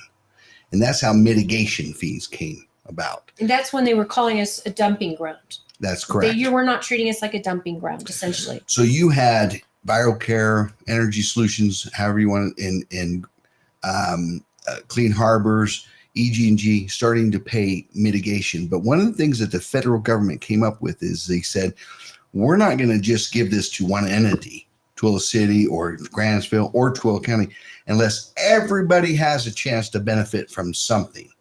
And thus they said, okay, well, do we split up the money and say, okay, Grantsville, you get this amount. Hey, Twila City, you get this amount. But what if another city pops up? And so the decision was, hey, here's a property that we will take, and we leased it for $1 a year for 100 years. And we'll create something there that Grantsville, Twila City, Lake Point, Erda, Stockton can come to and swim or ride their horses or see the Derby or see concerts or have a fair. Yeah. And so that's how Deseret Peak was born. And it's something we needed. Yep. We didn't have anything like that. There was a poor decision that was made that one of the commissioners said, we don't want to lease this anymore. We want to own it. And it was millions of dollars. Had we leased it, it was $1 a year for $1 a year for 100 years. You could have paid off that lease like Thursday night. That's right. And the comptroller wouldn't have caught it on first pass through the books. So in creating Deseret Peak, there was things that were built there that just aren't being used now, and so we said, hey, emotions, don't let our emotions get into it. Let's have an outside firm come in and do a study and do a thorough study. And these are things that you're looking for. And so when they came in, Andy, you can start here, but they're saying, hey, what's your community known for? Hey, I want to look at these things, what your weather's like. I mean, what kind of how much snow do you get? How much rain you get? Right. Because that will play into we're looking at. And then they took that whole site and said, hey, we have a couple plans. Let's put this in. And then they reached out to the public and said, public, What do you want? we need your input on this. And I I think we see had that- 1,000 responses to that survey. I believe it was a good response to that survey. What people wanted. I Are we see looking at that, any changes? Right now, Scott Wardle is online. And Scott, thank you for joining and seeing the show. We plan to have Scott as well as Ty Oh, of on course, yeah. in the next show. And we're going to probably have more topics that we're not going to get to tonight. But I really appreciate you tuning in. Scott is also on the council. So we have got a hell of a council. I'm just saying. Oh, we do. And we've had a I'm hell telling of you, a I say it all the first time. term. Luckiest county in the nation. I am stunned because I had to eat my words when I said it would be a catastrophe. I didn't want electeds answering to a bureaucrat. And that was my fear. And I have seen electeds come together and work together. And I know they don't agree all the time, but you can't tell as a member of the public. It's like, yeah, they don't agree on this and they might have their moments, but my goodness, they're thinking of the county first. This is about the county and not about them or getting a spotlight or anything like that. So any one of them has just gone through this first term so exceptionally. Yeah. So I have to say that we appreciate that work. And I know it's a part-time job and some of you give full-time hours to it. They do. Not sometimes. Yeah. I don't think I've we'll less- see how that I don't think ends I've up. worked less than 30 hours Right. since I've been elected. And I do Week. know that. And that was something I worried about. And one of my arguments against going part-time for that, because I thought, no, I want someone full-time, especially during session. And when you guys are up at a legislative session, and again, you want to probably tell people, but you invested in lobbyists to actually be there in your stead. And that is very smart when you think about it. If you're not at the dinner table, you don't eat. Absolutely. We've got to have, and I know that I'm using phrases like that, but it's true. If you're not up there and advocating in your behalf, you will not be heard. You will not have your voice. And the bottom line is you don't get your portion. Well, and lobbyist is not a curse word. I know everyone likes to say so, but it's not. No, it's getting a seat at the table. That's And it. that was my fear when we changed government. Because our prior commissioners had appointments from the governor on these boards, and they were up there all the time during session. And I said to myself, okay, if we're going part-time, who's going to be up there during session? Because we have built a great relationship with the state. We have a seat at the table. We're not a dumping ground anymore. And so you guys made the decision to put yourselves a seat at the table. And so let me just give you a reason on that. And Andy, I know you're eager to talk about Desert Peak, but let me just since you brought that point up, you keep bringing up points I have to address. ADD is a hell of a problem. But let me just tell you something. Do you know when they did a BRAC on Twilla Army Depot? 1993. So that was when President Bill Clinton came in office, and they did a big BRAC here and laid off 5,500 employees. I do remember that. And they took everything that we had done. If you ever want to see how to waste money, watch the federal government. They went to Arkansas and built exactly what we have here and hired a bunch of people there. But my point in saying that is it was a fully functioning Army depot. They were creating explosives, ammunition. And so the cry came out and said, hey, in Twilla County, if something was to get out with Agent Orange or explosives, we've got to have more than one way to get out of this valley. Yeah, absolutely. And so they came up with the Mid-Valley Highway that needs to be built. And you know when they approved that, looked at that and said, we ought to do that? It was like 5 years ago? 1977. Oh, When did it actually get built? 5 years ago. It was If sitting you're on not- a shelf somewhere. If you're not at the dinner It actually table, got you built. don't eat. It got It built was under a Bittner year and a and- half ago. It was Well, opened. I know You could first drive on it a year. I remember we had Doug come in and talk. Well, Sean 77? Bittner and Bateman said it was a I do 20-year remember. plan, and they did it with grants and actually having a seat at the table. They were able to speed it up because it wasn't going anywhere. Speed it up. So I'll tell you, It took new blood because when everyone I else was came like, into okay. the chamber, Andy, will you allow me to Yeah, talk please do on this when one. when I came into the chamber, I heard businesses talk about it, and they said, if we had the Mid-Valley Highway. In fact, Randy Sand, do you remember Randy Sand, Economic Development Director for Twila City? If we had a way that manufacturers, once they have their product, can drive the truck and get within less than 10 miles to a freeway, they would come here. Yeah. But because they have to go through communities, they won't. It's too high of liability. Peter Kroon said, hey, I have Ninegrid, who's willing to, but we've got to get this Mid-Valley Highway. What's that? He goes, I found it in research. They've approved it, and we brought it up. And so we got a meeting with Megan Holbrook, who was the chairman of the Transportation Commission, Doug Sagers, and I reached out to Brian Adams, not the singer, but he worked for UDOT. Oh, that might have been cool, though. Yeah. It would have been. And our first meeting was in Little America, and we sat there, and I brought up the Mid-Valley Highway. I said, hey, we want to have a discussion about the state road. And Brian Adams said, look, I've been here 17 years. We don't have a state road called Mid-Valley Highway. And I said, would you do me a favor and just look at that one more time? Because it's not a county road. He left the table as we continued talking. He came back. He goes, it was approved in 77. I've never even heard of it. Was funding put in its place No. for it? You're not at the dinner table. You don't eat. And so we started bringing Doug that Sagers was at that dinner table for years. We started, and he tried. And nobody did anything. So we brought it to a higher visibility. And where we actually got action, we created a committee. In my first committee, 3 people showed up. My last committee, 44 people showed up that I had. And they said, hey, the chamber, thank you for getting this started. We need to take this back over, the elected officials, because people got to see us doing something here. But when we actually got action is when I had Gail Miller show up and say, what is this? And we talked through that, and she goes, you have my lobbyists and you have my legal team. They'll work with you. And all of a sudden, boom, I went and testified before the House twice. I went and testified before the Senate. Man, things started happening, and they took it back over. And you had people like the recorder's office. Jerry Houghton was working with some of the commissioners and other people getting involved. And bam, all of a sudden we got funding, $170 million for the Mid-Valley Highway. And I'm going, that's how things happen. That's what I'm talking about. If you're not up there, why did we hire lobbyists? So that they're watching things like that. And when there's funding that comes up for transportation or for water or whatever it may be, they'll come down and say, Twila County, hey, you have a need here. You better get your portion, or they're going to reallocate it someplace else. They're going to use that money.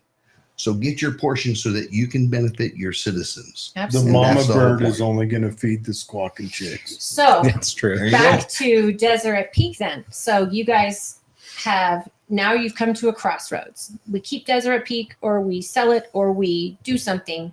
The decision was made to make a study. And then what happened? And that was probably just as I was coming here. They were like, we need to do something. And when I first looked at it, Deseret Peak, they set it up as a business entity that had to depreciate assets. Parks will never pay for themselves. Now, a water park within a park could, because you can keep people out, you can charge people, but how do you keep people out of the baseball field or the soccer fields? You can't. And so I said, we can't set this up as a business. This is a community asset. And so we pulled it out from being an enterprise, like a business, to being a community asset that we just would have to fund. Well, Do we own it, by the way? We We did. did buy it, Yeah. the property. Okay. Yeah. And the problem was, as Jared's mentioning, well, we made all of these improvements a long time ago and never really maintained Deseret Peak. Got it. Deseret Peak started to fall apart, quite honestly. And you could see it. When I first drove out there, I was like, what is the prison here? Because you have a fence up with barbed wire.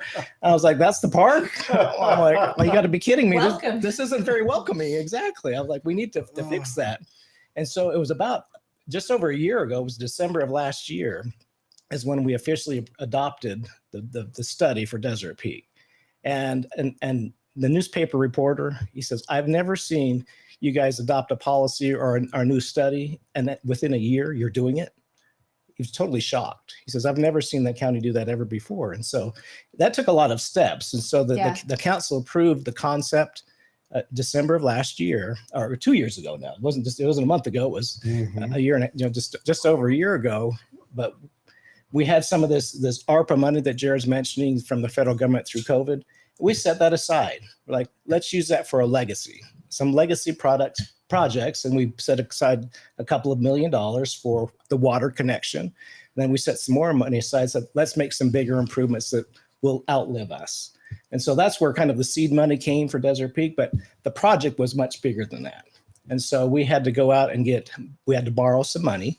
And so we got a bond rating from Standard & Poor's. And this is just as a testament to these guys and the folks who've come before me, is we were upgraded on our bond rating to 1 notch below the state of Utah, which is awesome. And Utah's a really like 5-star or something. Utah's a AAA. Yeah. And we're a AA plus now, which is awesome. I mean, That that's is incredible. So that's 8 stars above the United States. precisely. Yes. I like that. The United States is coming to us to loan money. Yeah. That's right. Biden hand in hand. So what changes are happening Yeah, this at is Deseret exciting. Peak? Are we going to Well, have you see unveiled it yet? anything new? Oh, we had the groundbreaking mid-December, I guess about the 10th or so. Groundbreaking in a different way. Yeah, you don't break ground. So in usually December. when you have a groundbreaking, you have a shovel. Yeah. And this time we had a sledgehammer because we were breaking up concrete. We were breaking the Okay. pool. At the Okay. pool. The pool. Excellent. Yeah. That So was what what's we going needed. to happen with the pool? So the pool had been sinking.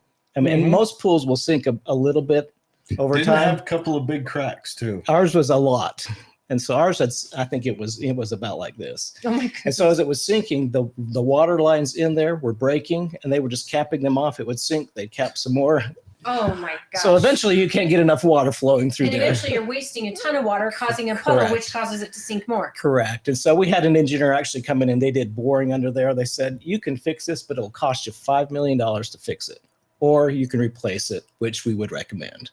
And so that's when they did the groundbreaking. Really, it was just to start over. It was This is exciting because it was the biggest pool in the state. correct. That's And what I understand. busiest.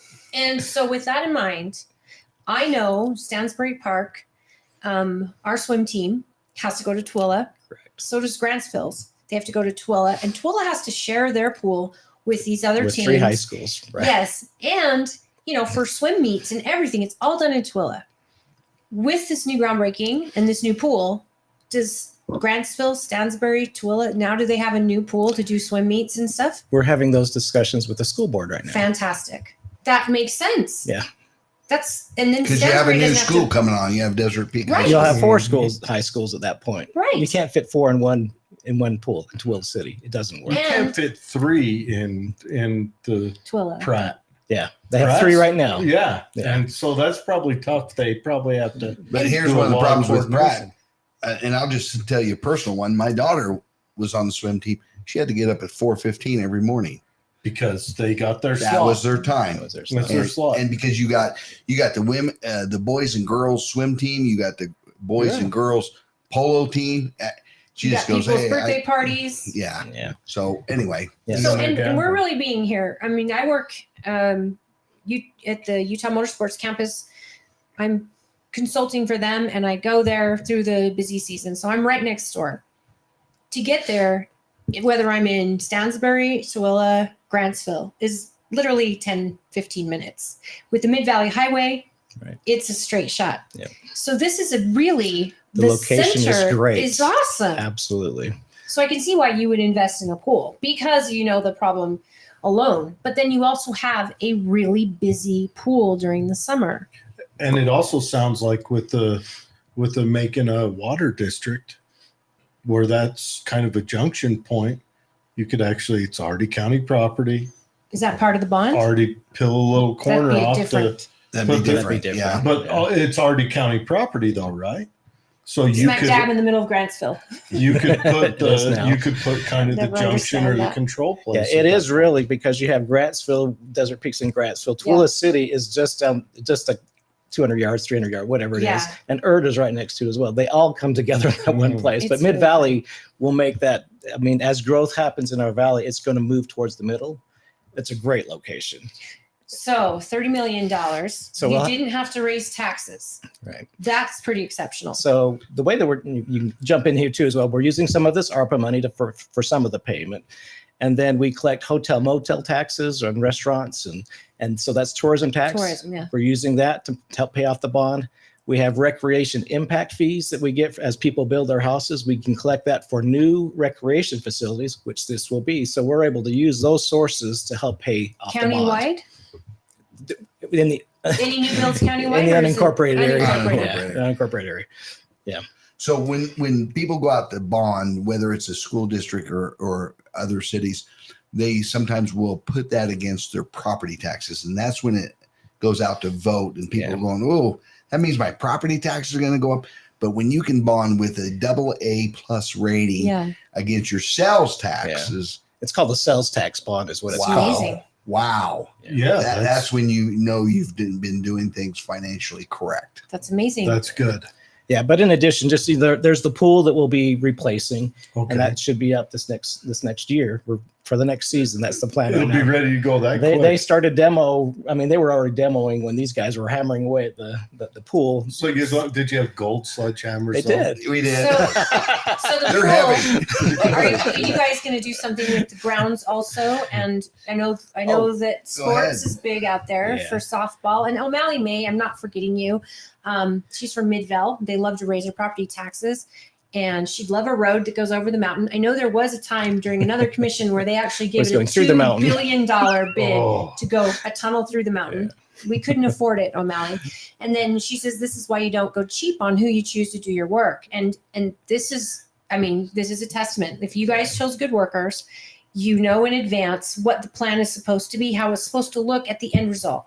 So at the end result, you should have a community rec center, essentially, that all these communities can enjoy and schools can enjoy. I hope the school board gets on board with this because I just see this as a huge benefit to these students. So there's no home turf, it's community turf. And then you've also got it paying for itself through our sales tax. So our property taxes aren't going to hit us because that's something you guys didn't do is raise taxes. And I can't say the same for Stansbury Agency, as you know, but in this economic problem we're having here in the country, especially, I have to give thumbs up to any government, especially local, that doesn't jump right to taxes because you guys suffer too. You're suffering on what it costs to run your trucks. Yeah. You're suffering on road repairs. All those expenses went up for you guys too. And yet you're working with what you have. So I'll talk to that. Go ahead. I know you still want to talk about Desert Peak, but Yeah, I want to hear more about it. when But you're talking about taxes, Holly, that was one of my campaign things that I ran on. I will not raise taxes in the business world where I've come from. When things happen, you tighten your belt. You find ways to lessen that. Sometimes your product needs to go up on your revenue, but 90% of the time, businesses will look and say, "How can we cut costs?" In the government, it's reversed. It's puzzling to me that the 'Cause it's first easy. thing that they look at is, hey, we're not going to cut costs or pay raises for elected officials. First thing we're going to do is I'm going to raise taxes on you. It's easy to spend other people's money. It is. That's why socialism, how it fails is when they run out of other people's money to spend. Yeah. So the point that I'm telling you is we went back and when we did our budget, we said, hey, we're going to do a budget where we're going to tighten our belts. We're going to look at what our actual expenses are, and we're going to come into reality.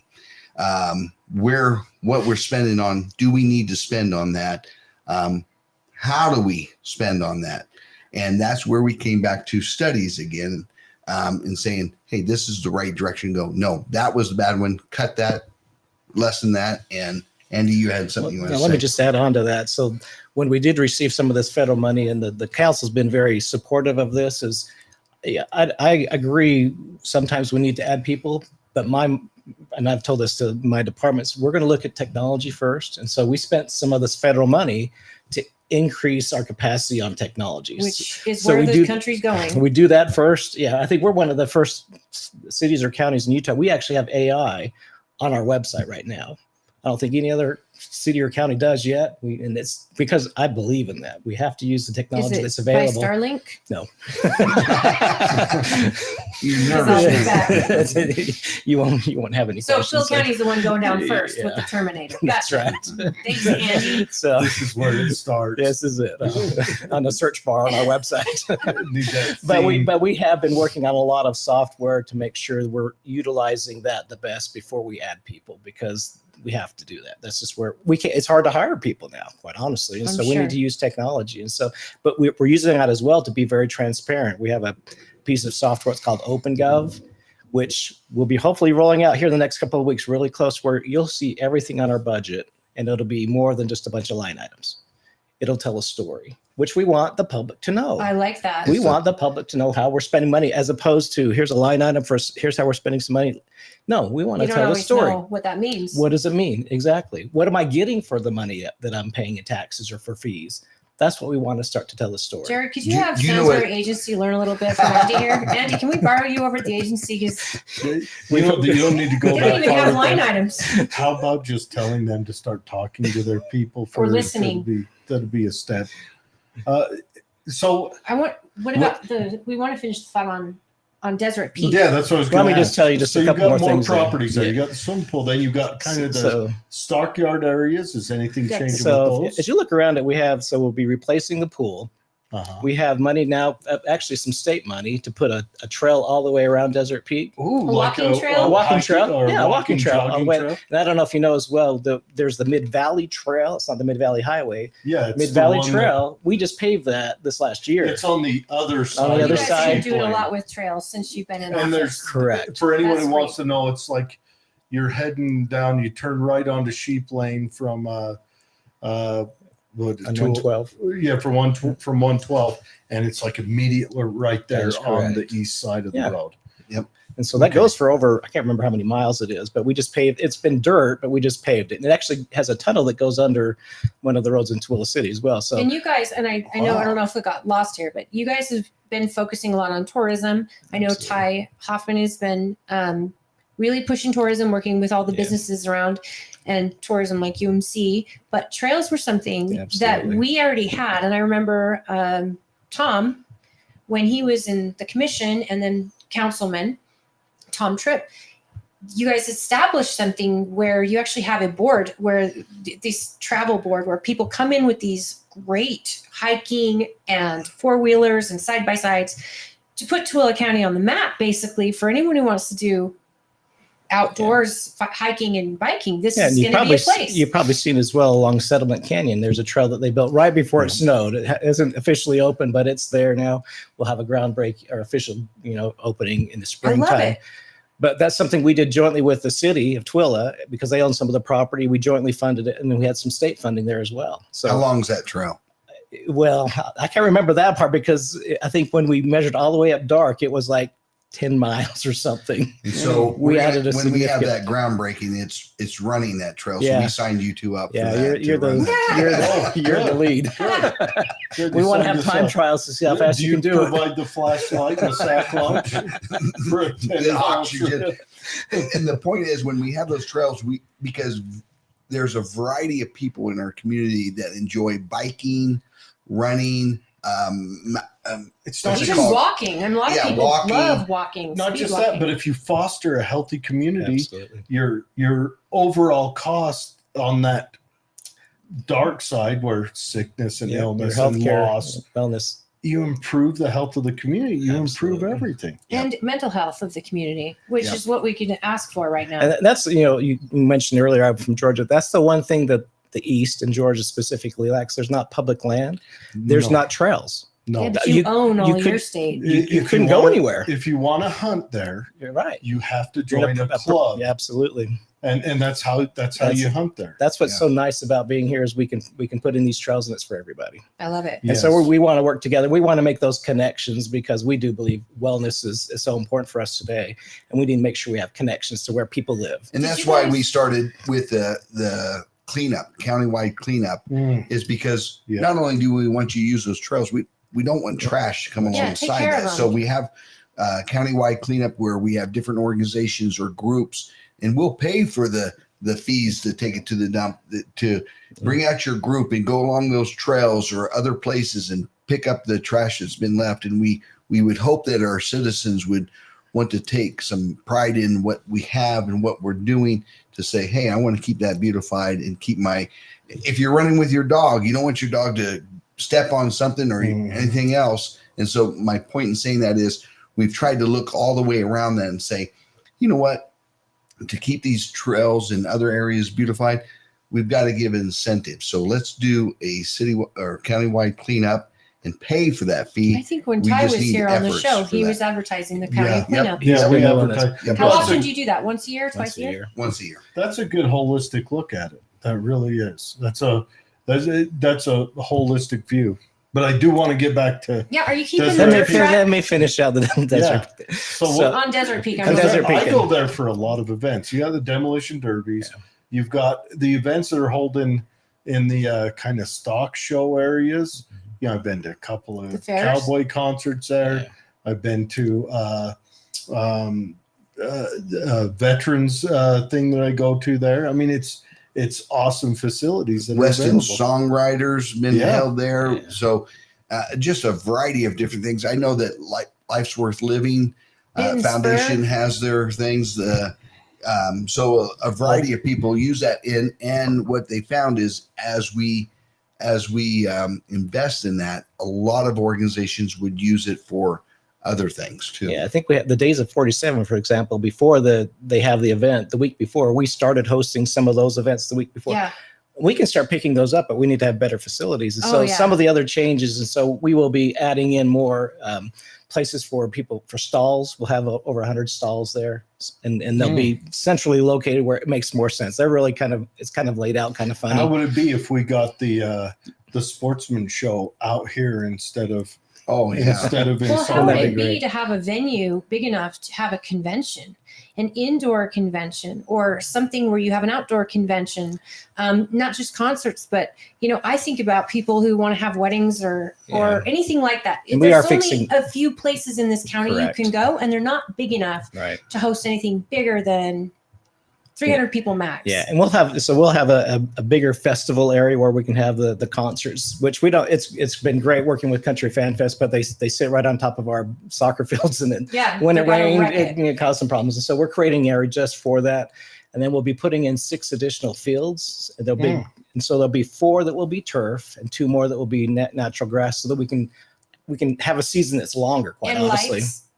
absolutely. Perfect. We'll have lights. We'll have more camping that we'll have there for It's some nothing of like- these events. Nothing like ruining those kids' summer and just And hookups with that making camping. it so their Absolutely. whole Brilliant. summer's occupied by soccer. And then we'll have a big destination playground. We kind of have little play sets there. This will be a really nice one we want this to be a destination. And not to mention for kids, you've got the train museum right there, the firefighters museum. I mean, there's not a 7-year-old boy on earth that wouldn't chew his way through barbed wire to get to those. We're open for call-in questions at 385-899-2134. If you want to call in and ask these guys, but I'm so interested here because I don't think you're done. Is there more about Deseret Peak? Oh, there's a bunch more. Okay, so if you have a question about what we're talking about, or if, please call in and let our call screener Dwayne know your name, where you're from, and kind of an idea of what your question is, so we can fit you in right at the right time. We really want to see some participation here. Having lived here, I'm so interested in this, and I watch your meetings, and that's something too I appreciate with the remodel and the new county council. People can tune into your meetings and not have to leave their house. That's great. With the help of the transcript, people can watch sometimes live meetings on there. Do you listen to Jesse Kelly, either of you? A question one of our callers wants to know. It's a podcast, Jesse Kelly. So I love that. I love the transparency that you guys came in. I know I've spoken with you. I've spoken with everyone elected in the council. And that was something I wanted as a commitment, not just because I'm a party person, but because of live here. I wanted transparency, and especially with this new transformation. I didn't, if Andy was terrible at his job, and here was my thought, and it's not you, hypothetical county manager, just has to keep 3 councilmen happy to keep his job. And the public would never know if they're doing a bad job or not. And because we don't get to know what you do. And I challenged you. I'm like, hey, will you do like a meeting where you basically go over your review of your county manager at one of your meetings? And you were like, absolutely. I'd love to do that. Because I think the public would really, and I'm hoping that we're helping now, because I'm in the background and I see a lot more than most people may, because I do go to meetings. I'm kind of a geek that way. But I think the public would be so happy with the job Andy's doing, with the job our electeds are doing with Andy in a brand new playing field that no one has ever done in this county. So here we go. And look at these positive changes. I'm sure there's negative ones, but I can't think of any right now. I mean, I'm going to get you on another question and we're going to run out of time, but we have to go into the one that's got people all up in arms. You know what it is. You Guess. Don't guess. Never guess. No, you tell me. But let me answer one of the questions that you had earlier when you're talking about budgeting. The council came in and did a zero-based budgeting.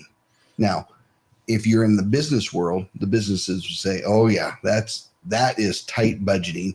We're looking at that." No government entity does zero-based budgeting. Because that's every penny accounted for. Governments are supposed to be designed around zero income. Absolutely. That's right. And then nothing. anything above that's just fluff that can be handed back to the community for quality of life or safety. They answered O'Malley. They don't listen to Jesse Kelly. They don't know who that is. So when we had, I better not call out the entities, but when we had entities say, "Hey, this city or this organization or this one's raising taxes, why aren't you guys?" We don't need to. We've tightened our belts. We know what we're spending on, and we have sufficient for what we're doing for our citizens. And I'm not saying that we have just $2 in our savings. We've done it well. I mean, our auditor has done well. Our manager has really, and I got to tell you, my colleagues at the council, we really pushed hard on that, and we continue to do that. And taxes will not be raised unless there is no other options to look for. But the bottom line is there is always one other thing to look at, one other thing to say, hey, do we really need that? Can we cut back on that? Do we really need that extra rim of paper? I know that's very little, but guess what? 4 years, there has never been a tax. And the other thing that we did, businessman's perspective. another thing you look at is you say, how can we help with the other expenses? We went out and hired professional grant writers. Brilliant. That is And the they have- ticket in everything you do government-wise. And they have when That's what they do all the time, all day. and when all I the brought time. that up, people were going, "You can't do that as a government entity. Why not? Question it." It's a full-time job looking at You grants. can, and we writing did it. grants. And they've written lots of grants. In fact, we got some grants for roads. Yeah. So, yeah, they're working on a lot of grants for us right now. This was right before we hired them, but we went after some grants, and it's called Ibapaw Road, Yeah. which is way out by Nevada. You come in Chris through Nevada, Stewart worked come with back. that as well. And so we've tried a couple times to get some money. We couldn't get it. We received $18 million in 3 federal grants to resurface that road. We, as a county, had to put in $255,000. That's a good ratio. That does doesn't not seem happen fair all the to the time. You government, have guys. constituents that live out there that deal with that. Yeah. You got the guys at Gold Hill. You've got the Confederation out there. These are people that all have to. This is going to help their quality of life. There's no 'Cause you grants just for the can't road over center- the mountain. Yeah, You can't Not just yet. center your concentration on the county here in this valley. correct. You Well- do go. And all what the way. about trails? Did we get a grant for trails? Yes, we did. Yes, we did. That's right. So we wanted to do a trail that we just talked about is healthy for the community. How are we going to pay for that? Yes, we can come up with the money, but there's money out yeah, there why? if When we there's start millions looking. of grants Well- out there. The feds have been ripping us off forever. Let's get something back. Hey guys, so I do recall before under the last commission, there was talks of doing an exit off of the 201 that would go up around Lake Point, go up around Tooele, and kind of be another outlet inlet to the county, and that would kind of help that bottleneck in the event that I-80 is shut down or whatever. Is there any more news on that? Is that happening yet? So they are expanding I-80 and 36. They're going to be adding a lane both ways here in the next couple of years, one northbound, and then to make it a little bit easier on 36. Now coming around 201, this was right after I came here. I remember seeing, they did a study and they said we have 4 options. And I've never seen this before where every option received about the same number of votes. Wow. And one of them was coming around the Oak Expressway to come around. Right. And that one received just about as many of the others. And so there's some opposition to that still. And there's a lot of environmental issues coming I'm right sure. around there. That one's a tough one, but Well, and you've got competing ownership on all that property where you've got UP for a minute, and then above that ALM, you've got Rio Tinto. then you have some wetlands, and then you have the rail line. And it's really. It would be a dream though to to have a tunnel that went through the mountain, and even if it was a toll road, where anyone who uses it pays for it. Not, I thought of that when they were like, this is $2 billion. And all the commissioners went, nope. You said that. And then as I was flying out here to interview for the position, I'm on the airplane and I'm reading $2 billion to do this. I'm like, what in the world are they doing? So you did see that? Yeah, I did. And Absolutely. I was like, there was an argument that they wanted $2 billion to bury the power lines that go through Tooele County. You remember that? Mm-hmm. And they said, nope, we're not doing it. So there's people in these big, beautiful homes that got power lines behind their house because that is not cheap.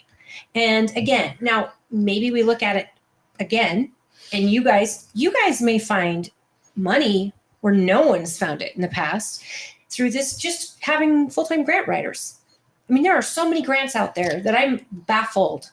Well, it's funny because when we hired this group and they're really, really going through research, they've gone to Tooele County and they said, boy, you have 2 military bases. Yeah. Ooh, that's good to know. Seriously. And how much is that area? Oh, we can write on this. And so they're putting together performa where they can certainly base those writings on. So if we're getting grants because we have military personnel here or military bases, or that we have a bombing range here, why not? Why not capitalize on that for our some citizens? money into mission critical counties? That's right. Absolutely. So, we do have one question, and this is one I was going to ask. A grant for a awesome shooting range. isn't there one in between here and Lehigh? Isn't there a great shooting range? Because my dad and retired law enforcement, they would all. It might be a federal shooting range. It's not It's federal. called the farm. The It's farm. the farm. Right. It's private, Okay. but law enforcement does use it. And I've been out there a few times. It would be cool to see some kind of it would be cool to see some, I know that's not what you said, but I can't say the word you said on the radio. It would be cool to see a large indoor use shooting range. It's more than just the 50-yard type stuff. Something where police That could would also be- train That and would the be public kind of could innovative, play. where you could maybe, I don't know how you'd function it, but maybe go out to 100 yards inside a shooting range where all the indoors are usually smaller. I've heard tell there's a larger one in Salt Lake somewhere. Yeah, if you guys are looking for grants, find us You're one. talking about rifles. Anything. Rifles. So the and- Tooele Gun Club, they do a wonderful job on skeet shooting or trap shooting. Mhm. And they have, we went up there for a turkey shoot and I think there was over 200 people up there. Oh yeah. This is something that a lot of people within Tooele County really enjoy. And so when we went up there, we had a great time. Something that needs to be or looked at, absolutely. And so what you're talking about, long range rifle shooting, Maybe medium range Okay. rifles. Something But some indoor, outdoor. some like, you could manage still doing some stuff in the winter or Something indoor, like that. outdoor. okay. Yeah. And, I talked about this when I was business development over at the UMC. If we could build basically a home that people, and we rent out the soft pellet guns as for fun, for people to go in and shoot and play around and tag and all that stuff. Because that's like paintball, but, smaller Oh, yeah. pellets. So, and then we let our local law enforcement use it for training purposes, for gun trainings, for. So I can tell you how to start, maybe look at putting that together. We used to have the NRA Foundation out here that went away several years ago. If we started an own foundation, because a lot of grants will come like Andy indicated with the IBAPA road, they will give a grant to matching. So you have to match that. And so if we had a foundation where people come and maybe, I don't know, donate to Gun Lovers Tooele, guns like or that. other things and raise some money, so we have some money sitting there. So when a grant is found, they say, hey, you have to come up with 20%, 10% of matching. We have that money to be able to match and then move forward. Because if you don't have that money, the grants have deadlines. So you have to write for it or you're out for the next year. But if you had some money sitting there, so we have to raise some money, zero-based budgeting. Did I tell you about that? Yeah. We have to raise that money and have it sitting there so that when we have a grant, you say, here you go. We That's can brilliant. match that. And we could do that for gun lovers in Tooele. Tooele County is one of the most armed counties in the nation per capita, which is really great. So, Wonderful. Go I'm ahead. going to bring it up. Okay, go ahead. Okay. So, years ago, I sat through a county commissioner meeting where Josh Romney got up and gave his presentation regarding property he was purchasing across the street from Deseret Peak. And at the time, I don't believe it was Grantsville. It hadn't been annexed yet. In, right? But his plan was a potential satellite port, like a inland port. And it was going to be manufacturing. It was going to be potentially office buildings for lawyers, for doctors. And their hope was they would have all sorts of stuff in this one area. And that's how it was talked about when I remember. And the public was kind of quiet on it because it went quiet for years. Now they're up and building. And now you've got, I see on Facebook all the time, I'm sure you guys have been asked, but have you done a study to see if Tooele County would be a good match to be an inland port? And if you have, what are your thoughts on that?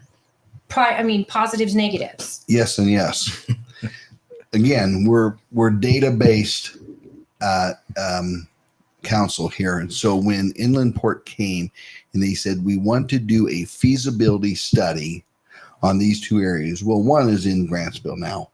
And that's right there by Burmester, correct? Burmester's the other one, correct? Burmester's the other one. And so they went out and did their study and said, would this work? And maybe they gave some other stuff to Andy, but they said, would this work for what it would happen in Tooele County, and what this area would benefit from and how it would benefit? And so they came back with that study resoundingly saying, this works great because it's really close to I-80. You can get right on I-80.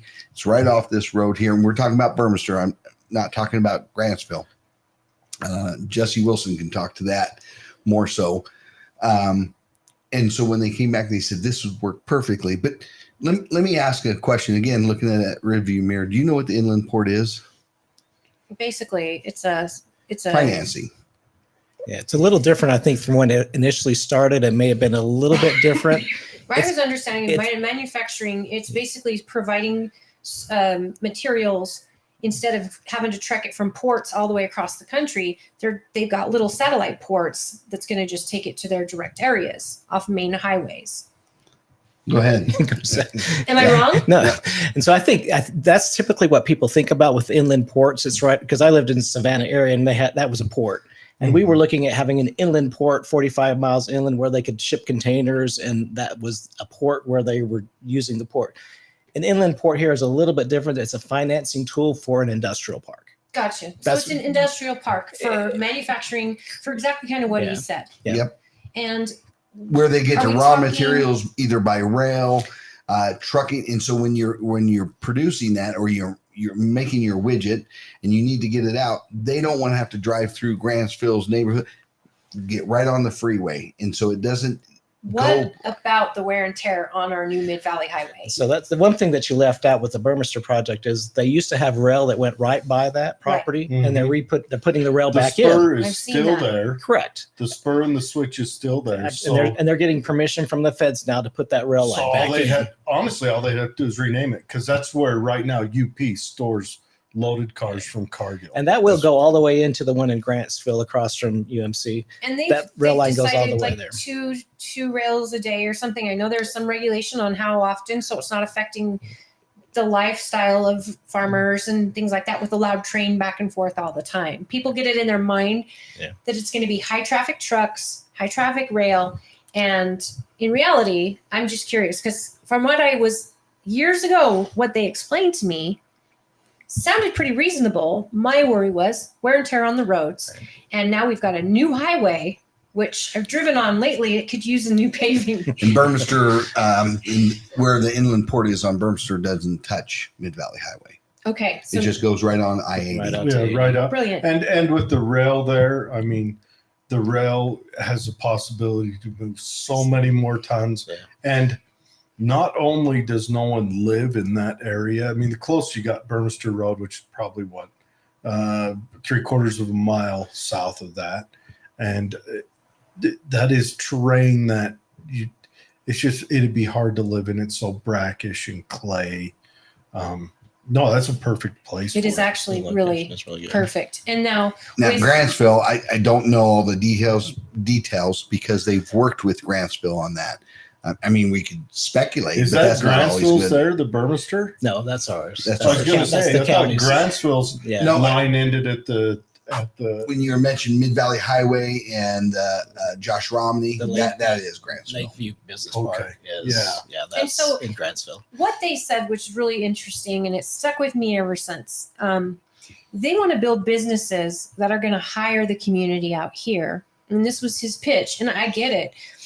And he said, and in return, we're going to alleviate some of your stress of commuters going around the mountain. That sounds well and great, but people are so freaked out by what this means. And I think they hear inland port and they freak. And I'm freak not. out. I don't want to discount that they're concerned about it, but we talked earlier on the show about motions driving that. Right. If you find out the facts behind that, then maybe that might change, or you still have that same point of view. That's fine. So in 2018, EDC Utah, everybody understand what EDC Utah does? They bring businesses. okay. So they're out economic development. They're bringing businesses, and then they work with the governor's office, economic development, which is now called go. But they're working with them to bring businesses or to expand a business that's here that would create more economic development within Sure. the state. So they're looking at different areas that are, you've probably heard the terms shore properties that are ready for them, that have sewer that's somewhat close, or utilities or things like that. So EDC Utah did a study on Twilla County in 2018. 72.6% of our working adults travel They commute. outside of Twilla County for work. Do you know what it Which is today? means- what is it? 75.2%. It's So gone just- up. Yeah, because we're Which growing. means taxes go over there, which means Everything. we just become over here. If you're just residential, you just become We're a bedroom community. Exactly. a payment instead of a revenue. And we need growth. Growth has to happen. Here's another thing we got to look at. As all of the global warmists are telling, the Great Salt Lake's going away. Mhm. If it goes away, you're losing. Doesn't matter. I don't care what you do. You're losing MagCorp, ATI, Cargill, and Morton. You're losing them. Compass, yeah. But those, especially mineral extracting ones, demand that lake. And if it's going to go away, which may be a natural cause, let's remember this lake's been going away for millions of years. It used to be called Bonneville. See the lines on the mountains. That used to be where the lake was, and it's been going away. I think just the way it works is it's going to go away. It'd be nice to bolster that with new industry that we can lean on to keep this community alive. It's also nice to have our federal lands, some of them, so that we can expand out and offer businesses inside our desert wasteland. I mean, it's miles and miles and miles of federal land, and you guys are getting pennies on the dollar to So keep it. let me use a example. I always like doing this. This is how I teach. But if I needed a heart surgery and I weighed 300 pounds and the doctor said, you have got to drop 50 pounds before I can do that surgery. And I went back in 3 weeks later, 6 weeks later to the doctor, and now I weigh 320. I'm going the opposite way. And that's what we have with our working adults. We're going the opposite way. Yes, we're bringing in some businesses. Yes, it's creating that, but we've got to be actively looking at other things that will bring in larger businesses and small business. Because when you talk about a small business, listen, I'm the chamber, so I love small businesses, Right. but you're also hiring 2-3 people. Mhm. And as you get larger businesses, which helps and counteracts that, I mean, you're looking at businesses. It hurt when we lost 5,500 with the BRAC. It hurt when ATI shut down. There was 122 jobs that went away. It would be helpful to have those businesses replaced with manufacturers that pay good wages, that are people who are saying, you know what? And the data systems that are coming out here, a lot of people say, well, we don't have the water to cool that down because the data centers need water. Not anymore. With new technology, they use the cool air. And so there is no water that's used with that. And we're saying, like wonderful. The NSA, they were using a ton of water. That's right. And it's changed. Do you remember what year they came out? That's when they used that. But with the new technology, they're saying, hey, we can do it without water. Well, we love that. And we have a huge place. That's why we're very big receptive buildings. to that. And that is a high paying jobs when you get those. That's the thing. It'd be nice to be competitive. It'd be nice to see our gas stations get a little Salt Lake money once in a while. Absolutely. Amen. Our data right now is the most sought after product in the industry, and all of us are products. And every person is smart if they get that data, because they can better serve their customer or better know their customer or person. It can be used for negative things too. You know what happens when you have more housetops and you have higher household incomes that happen? All of a sudden, you have higher end stores that are coming in. Yeah. And so you mentioned Facebook. Can I capitalize on that and say how many times? I can tell you the chambers hundreds of times will say, are we getting a Costco? Are we getting a Target? Are we getting a steakhouse? Are we getting well, those things have to come in. You got to get more housetops. You need to along with housetops, you need more businesses, you need more. Well, Target would probably tell you right income. now you're 6,000 people shy of our market. Tell us where you get that. My husband and I had a microtechnology company, and we were going to build a brick and mortar store because we're running it out of our house. And so we did market research. It cost us about $5,000 to figure out where the best location for our brick and mortar was, because we wanted to do it in Stansbury. This is 20 years ago. They came back 20 years ago and they said, here's the deal. You build it on 56th or you go further east. Here's why. We're tracking credit cards. People will travel 25 miles to a Costco. Costco requires at least a population of 200,000+ people. Rooftops is better, but people, 200,000 people. Now, in a location where I live, where I understand this data and how this works, Target's not looking here, and neither is Costco, because they know you will drive to 5600 West, and you'll drive to West Valley City because you're used to it and you always have. And why would they invest all those millions when you're already driving there anyway? So I'm watching on Facebook at these people, complaining there's no Costco, there's no this, there's no that. And these same people, when you say, well, if we had, you also hate growth, we need 200,000 people. And then after that, you do get a new business in, a new restaurant. Why aren't you going there? Why aren't you shopping at these mom and pop shops that are right here in our town? Why aren't you booking local photographers? Why aren't you booking local caterers for your stuff? When you don't invest in your own community, there's no reason for them to come and build or to put their whole lives out there. You've got to shop local to support that. Yeah, it's crucial. And in fact, I don't know if I ever told you the story when I was able to meet Paul from Costco in 2013 when they were looking at the 5600. And we talked to, and I jokingly said, when are we going to get one out in Tooele County? He goes, why? I get you up here anyway. So true. And then he went back and said exactly what you need: 150,000 population. Your household income has to increase. You have to, and so, I mean, there's a number of things that they look at. And when we talk about people, that's why the census is so important to fill out. Absolutely. I hear people all the time say, why would I? Yeah, it takes too much time. It is critical because that's what brings the businesses out. That's the data that they're looking at, because they're not going to come out and count noses. Nope. They're going to look at the census and see what the numbers are at. Yeah, and not just that, but if we have a more competitive employment market out here, our pay goes up. everyone's pay raises a little bit. You got to have that competitiveness where, your average wage on this side of the mountain might be $20 an hour. On the other side, because there's more competition, might be 23, 24. But now what we have out here is Twilla Tech is doing amazing things. Yeah, and we've that's got true. Utah State University. Yep. We've got all these amazing opportunities for young people to educate, and now we're getting a different populace to draw from. of It's all employees. those components that make a beautiful puzzle. You have pieces to that. You just talked about Twilla Tech. You talk about Blue Peak. You talk about Utah State University. It's all those pieces that make a beautiful puzzle that people say, boy, isn't that a wonderful picture? I want to be part of that. Those pieces are critical, and it doesn't help when people are constantly putting it down or saying, hey, I'm going to take my business someplace else. Mm-hmm. It's true. You can provide them a little bit of everything. And it's the out here. same people that say we need to stop growth that gripe about why is everyone driving around the mountain and all the smog. Yeah, and You it's know? usually people who just moved here. I find that the people who are born and raised here seem far more welcoming than the people who have moved here recently. Is it just me? Have you guys noticed that?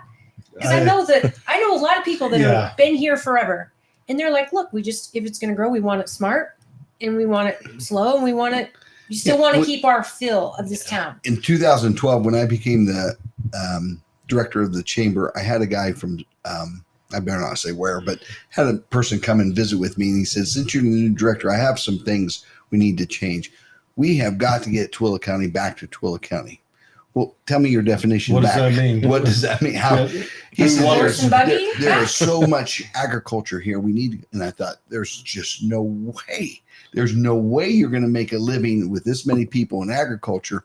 And he goes, and your transplants. And I said, actually, I'm a transplant. And he goes, then move out. And I said, that's not reality. How That's far not back you going to want to go? happen. Do you want to go to exactly. 1910 and have the Wobblies and the Strike Busters? Is So that if the there's change? constructive, I use the constructive criticism. If you're going to bring up a problem, bring up a couple of solutions, Solution-minded. real solutions. So David Weiss says people must complain to create progress, and that's why Tooele is progressing. Possibly. And it is, yeah, but you're right. You come into a problem solution minded, you're going to have far better results. I want to see, here's what I want to see. My number one dream is to see more job opportunities show up out here. Great. Absolutely. I want to look down. I want to see young guys graduating high school and saying, I can move down the street from my parents and pursue a career something. With But isn't that, that we the- need more growth in housing and affordable housing. But isn't that a dream when your kids can live close and you can see your Absolutely. grandbabies and Yeah. stuff? Instead of moving out of country or out of state. Or even, I mean, it's even bad enough that they have to go to the other side of the mountain. How would it be if they had Tooele will probably never compete with Salt Lake, probably never. But how Not would in it my be, lifetime. How would it be if we competed with, maybe South Ogden or Centerville? Just build us up to that midpoint. Yep. I'd be fine with that. Mm-hmm. Well, and the truth is, housing is a problem. We have a housing shortage. And what is affordable housing to one person is not affordable to another. But until we find an ability to house new families, young families, and senior citizens that don't necessarily require big yards, and I mean, we need condominiums or we need apartments, all these things are needed. And yet many of these people in town will not agree to them, or not in my backyard. And so you want to keep your kids close. I want my parents to be close, but they can't sell their house and afford to live in anything No. else. Yeah, that's true. And That housing affordability market, we could argue that on the county, the city, and the state level all we want, but we've got to look at that has been clouded by decisions made on the national banking level. I would say 80% of that argument comes from decisions that have been made there, and until we work that out. And can I add one thing? you can add everything. It's your show. We're not just letting that rest. We're doing something about that, or trying to do something. Do you remember that old movie, Shenandoah, where Jimmy Stewart's in? Mm-hmm. And he's talking to his soon-to-be son-in-law, and they're sitting on the porch having the conversation to marry his daughter. And he says, if we don't try, then we don't do. And if we don't do, then why are we here? So you have to try. Yeah. You have to try some of those things. And so one of the things that the council has done, certainly I've been involved in, is talking with our national delegation about property that the Bureau of Land Management owns in Twilla County, which is 88.2%. 88. Just But say there's- all of it. It's Yeah. easier to point out Does what that they blow do. your mind coming from Georgia? It totally does. That's got to blow your mind. And when we talk with the Utah director, Mike Gates, and they're interested in managing properties that are 100,000 acres, that are, 10,000 acres. But we have some properties in Grantsville, in Lake Point, in Stockton areas that are 1.4 acres, 3.2. And he goes, that's a bothersome, because I hire people to come out and mow that, just to mow it and get out of it. Where if you could get ownership of that, you could, the county could sell that to a developer for Affordable Or housing. to a- affordable housing Yeah. apartment complex. Bingo. You hit it. You know? Did you know that Because people in the a community developer freak out? said, I cannot build an affordable house when I'm paying $210,000 for property, for raw property. Now I got to bring utilities to it and then build a house, and I got to keep that below 300. I can't do it. But if you took the property out of that, the cost of the property out of that, then you can starting looking at it. That's an option we're looking at, that's that a we're big pushing solution. on. Because if you can cut the land cost down, because it still costs the water hookup, Yep. which is why all houses are 300 or 3,000 square feet. That's your starter home nowadays. Where when I was a kid, they had starter 1,800. homes that were Yeah. 2-bedroom, 1 bath. Yeah. But if it's 20 grand to hook up, no bank is going to take a 25% haircut. Because if That's you're going right. to build a $100,000 home, no bank is going to say, "I'm taking a 5% or a 25% haircut right as soon as we sign these paperwork." So the developers have to build a bigger house so that the banks will loan the money to the people to buy the house. And in this county, I'm sorry, and you guys know this, but the community developer is a bad word. I have sat through so many meetings way before some. you guys. Yeah, I've sat through where developers have been, Chris Robinson and some of the others, years just trying to get what they already planned, or trying to do this and trying to do that, and they're trying to appease their neighbors. And I asked, I think it was Chris, I asked, why do you do this? Like you've got all this property. Why do you bother? And he said, because this is my home. And I want to make it as beautiful for my neighbors and my kids as possible. He's got a lot of property. Yep. He's got the most in the state. Mm-hmm. But this is his home. He's donating this. He's offering to do this. He's doing this. And yet, every turn, he is getting challenged by people. And, I love it. I love a referendum if it's right. But sometimes it has to be in your backyard, folks. Yeah, Sometimes it has to and be. you try different options. When I say try, you've heard that phrase, if I don't first succeed, try again. I mean, that doesn't work for skydiving, but I know there's a lady in Virginia. She bounced and she lived. I've heard of people living, but she wouldn't try I am again. shocked. I don't know. what I'm saying is you calculate, you do your study, and then you try, say, hey, is this going to work? Because if you don't even try, you can't do. And if you don't do, then what the heck are we here for? Right. We've got to have some action. It's not emotional. It's data driven again. And since we're talking about data, or since I brought it up, how many studies has Twilla County done? Multiple studies. We've done a fire study. We've done a wage study. We've done the Desert Peak study. We've done traffic. You are doing studies so that you understand the reality and not somebody's emotional thoughts to say, hey, traffic is pretty tough. It can't move. Nobody can move. Well, because they were trying to get to the dentist and they were late getting started. Now they're saying the traffic is bad. What's the reality of it? What is the actual count? should have What's left the 30 number? minutes. How easy would it be to get a second Mid-Valley Highway if we had a bigger population? Or another thing, everyone gripes at. Everyone universally gripes about our hospital. It's Yeah, but the too University of expensive. Utah just It's picked not that good up. enough. It's whatever. How to be to have a competitive hospital out here? There you Another go. hospital. That takes private So industry coming You've out. got to have a populace to support that.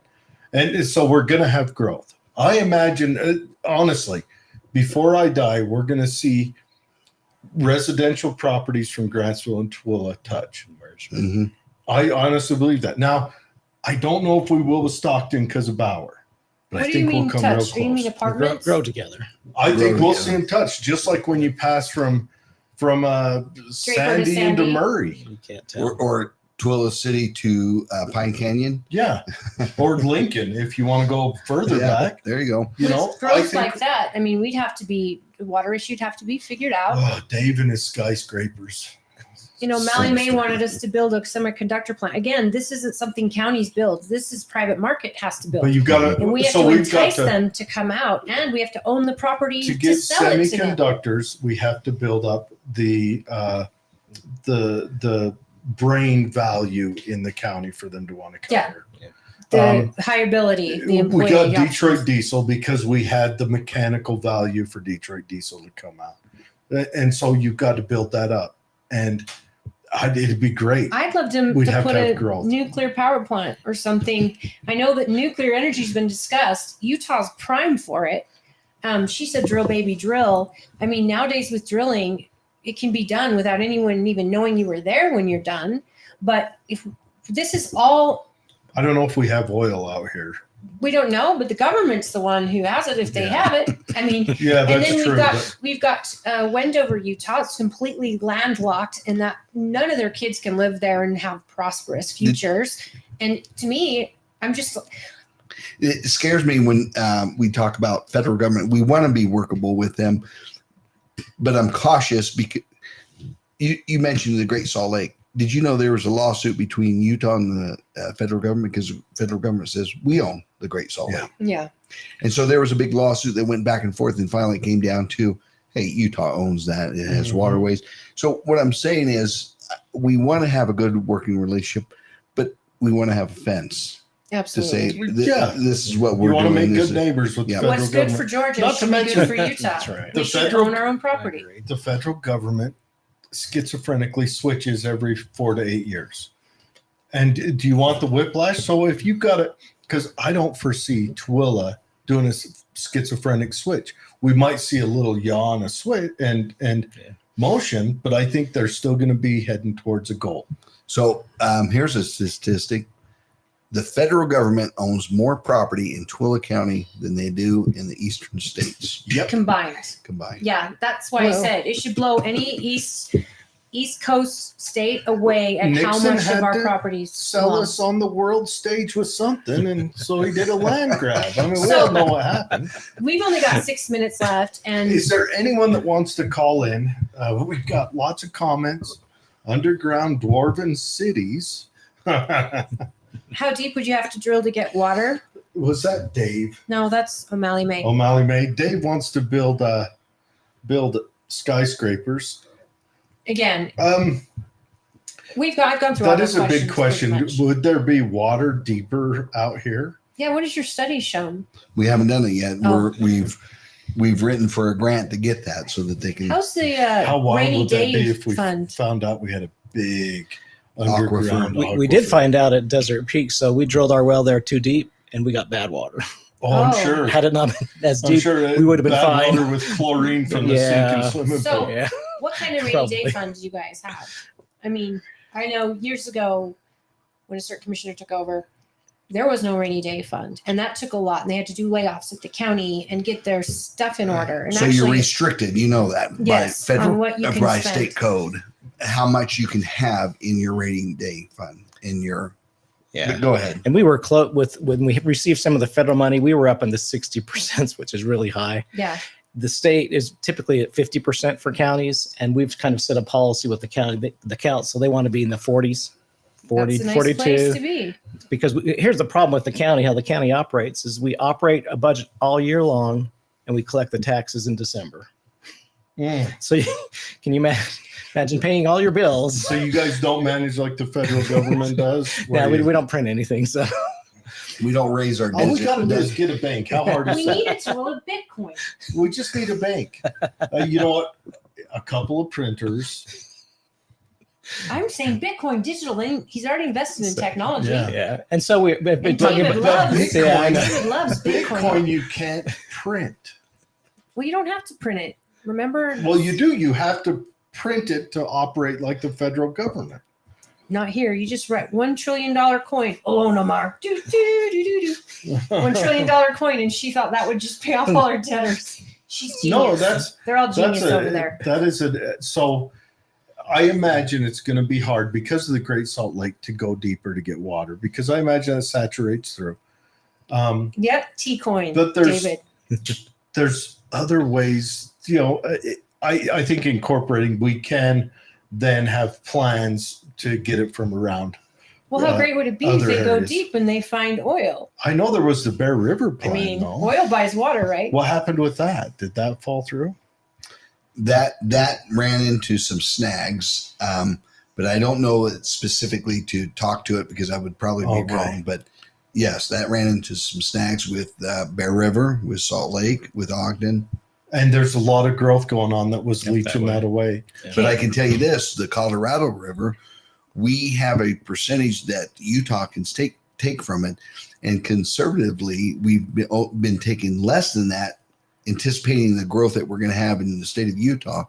And the other states that have not been conservative want to go back to the table and renegotiate their percentage. And it's and our water. And so, do you know how many House of Representatives we have in Utah? 4. You know how many California has? Yeah. 52. Yeah. So we would always Actually, be And then outvoted. how much water do we Didn't have in they Utah? just How lose much water one? in California? They lost one. Is that 52 after they lost one? Oh, maybe it's 51 then. You know what? But it still beats 4. If we wait 10 years, they might be 4. We might be 52. So what we're hoping, what we have said, when I say we, Utah, we don't want to keep that percentage. Absolutely. We don't have more water, Just and 'cause we shouldn't be punished for being smart. And it would be nice to have future developments built on a plan that is smart. Maybe incentivize the developer to zero-scape. Mhm. Or incentivize the developer to come up with a different idea. I would love. My love that dream. idea. Yeah. My dream at my house is to dig up all that grass and pour concrete and stain it green. That's not a bad idea. And I don't go and mow anymore. I just go out and rinse it off. Hose it down. There you go. go. So, yeah, I got a bid to do that fake lawn in my yard. It was $40,000 Yeah, for the the turf. front yard, and and my neighbors did it, front and back. I don't have that kind of money. I was like, even zero-scaping. but you know how they Yeah. do them? They lawn mow it with like a vacuum that looks like a lawnmower. I kid Oh, you not, wow. it's a little vacuum. Okay, we only have 2 minutes left. Yes. Now, I know there's never enough time, so you're always welcome back. Please Oh, yeah. know that. I'd like to It's have not you that on. you're welcome back. You guys will be back. We'll come and drag you out of your And house. seriously, 2024 is an election year. I understand for you, Chairman. Not for you, Andy. You bureaucrats keep Yeah. your jobs. Whoever's elected. I work with any of them. So. So what I would love to know is, do you see anything? What can you tell us that inspires us, or maybe gives people? I feel like Tooele County's in a great spot, and I've been the judgiest of judges, as you guys know. I mean, you know, but I feel like our representation in Stansbury's been fantastic. You answer my phone calls, and you've shown up at the Stansbury agency when we've asked you to, even though it's their agency and you haven't stepped on their toes, but you have publicly offered them assistance in any way they need, whether they take you up on that or not. As a council, how do you see the next 4 years looking? Tooele County looking? Well, I think we're placing ourselves in better positions. For instance, you were talking about roads, our gravel trucks, that we have a lot of gravel mines out here that travel down our roads that unfortunately we had one that lost its brakes and went down Main Street, everybody knows about. But for years and years, we've tried to say at the point of sale is where the tax dollars ought to come so that we can have the roads. And we've constantly had pushback on that. And we even talked about having toll roads. But last year was the first time we had our Senator Scott Sandel run a bill, 75, I believe it was, where it was non-aggregate. So it was concrete and other things that got passed, though it was opposed by the League in Cities, but it got passed at the point of sale. So we are getting a little bit of text.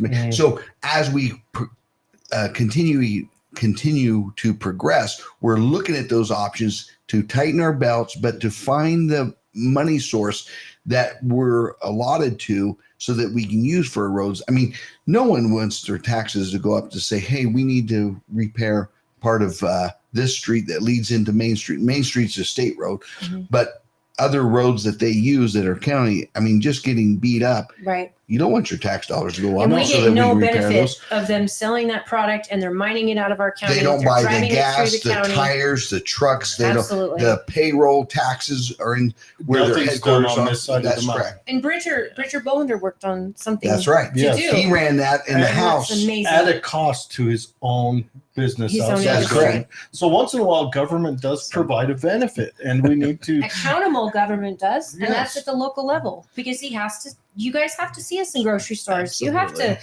Well, talk to us it's at not meetings. just that, but I think when you come into it with the right motives, I mean, every once in a while you flunk out of law school and then you think, oh, I'll go be a senator. But sometimes you come and you say, I want to see improvement. I want to keep my community alive and bustling. And I think that's when we see it. And for what you guys make as part-time employees and electeds, it is a true testament to how well this county is being run. This council, I think, there's probably a study needs to be done on maybe putting a few full-timers in there. I don't know. That's a I whole don't know. nother We show. make pretty good pay, Holly. $1.25 an hour is not bad. It is about that, because you guys are there a lot That's longer. what a private in the Army in 94 made. And I'm not going to be the one to push raises, but what I am going to say is we're studying this data now. It wouldn't hurt to take a look at the hours you spend working for the county and the pay. And I don't know, maybe it's working. I love it. You guys are doing a great job, and you're doing it for no money. And so that to me is a true testament of a public servant. And I cannot thank you enough. And I appreciate you, Andy. And David said it's about time you got Andy on the show. Yeah. Heather says good to hear from oversight, Dave. consistency, and transparency. Otherwise, mass confusion leads to less progression and more pushback. And that's with this council. And I think with all our electeds at the county level, I feel like transparency is there. Very good. And we work really hard at that. And maybe I'm adding too much because absolute power corrupts absolutely. And so you try to put power in other people's hands and where they're checking up on us constantly. You look at our check registries, it's on the line that on the website that Andy just spoke about. You can see every check to whom and for what for, You hear anything that, that comes Heather? out of the county. He just Anything. told Heather, rewind the show, because this is Heather Lester, who's at our Stansbury meetings with this agency all the time. We asked for line items, and they looked at us like, oh, look at it up there. No, it's the law. Yeah. It's the law. Now, Andy's figured out a way to not only do line items, but his is going to tell a story about why the money's being spent and the reason it's being spent. O'Malley May had an issue when you said AI on there. And I think it'd be good. It sounded like the AI you had would be an AI that explains to the constituents what's going on, not an AI that makes the decisions for We the already county. asked. It's not Starlink. Yeah. They're not building people. It's like a chat GPT. Yeah. We actually get to select here are the websites that we want you to respond from. And so we chose the cities around here. That's what it pulls data from. It's a search engine. It's a search engine. That's all it is. Yeah. That's so, right. so yeah, for those who haven't used ChatGPT, it just kind of reflects back to you what it's been told to off the internet. It doesn't invent stuff, and it doesn't go around chewing arms off car No. builders. Or it gives you information in a different way. Yeah. So instead of using No, awesome that's- all the time, it'll use other thesaurus to give you other words. I think that's good. I think that opens up a new level of transparency in the government Absolutely. where your constituents can look at that and go, oh, this is this is We're fantastic. 5 minutes over. Are we I going to know. cut off? Like, just Oh, cut No, off? they're not going Sorry. to cut us off, Okay. but we do need to let I these would guys like go. these guys to maybe say the last Yeah, what so you want to punch out. say, because this Well- has been highly interesting and informative. We have different boards. Can I put that? We have different boards and committees with the county that we invite, we advocate. We'd love to have the community come out and be part of. You want to be, you maybe be at home and you're saying, hey, how can I be part of this? Come out and look at our committees, look at our boards, and see if that's something that is fit. We would love to have you fill out an application and be part of the county, be part of the solution that we're looking at. What's the website? So you go to the clerk's website. That's yeah. correct.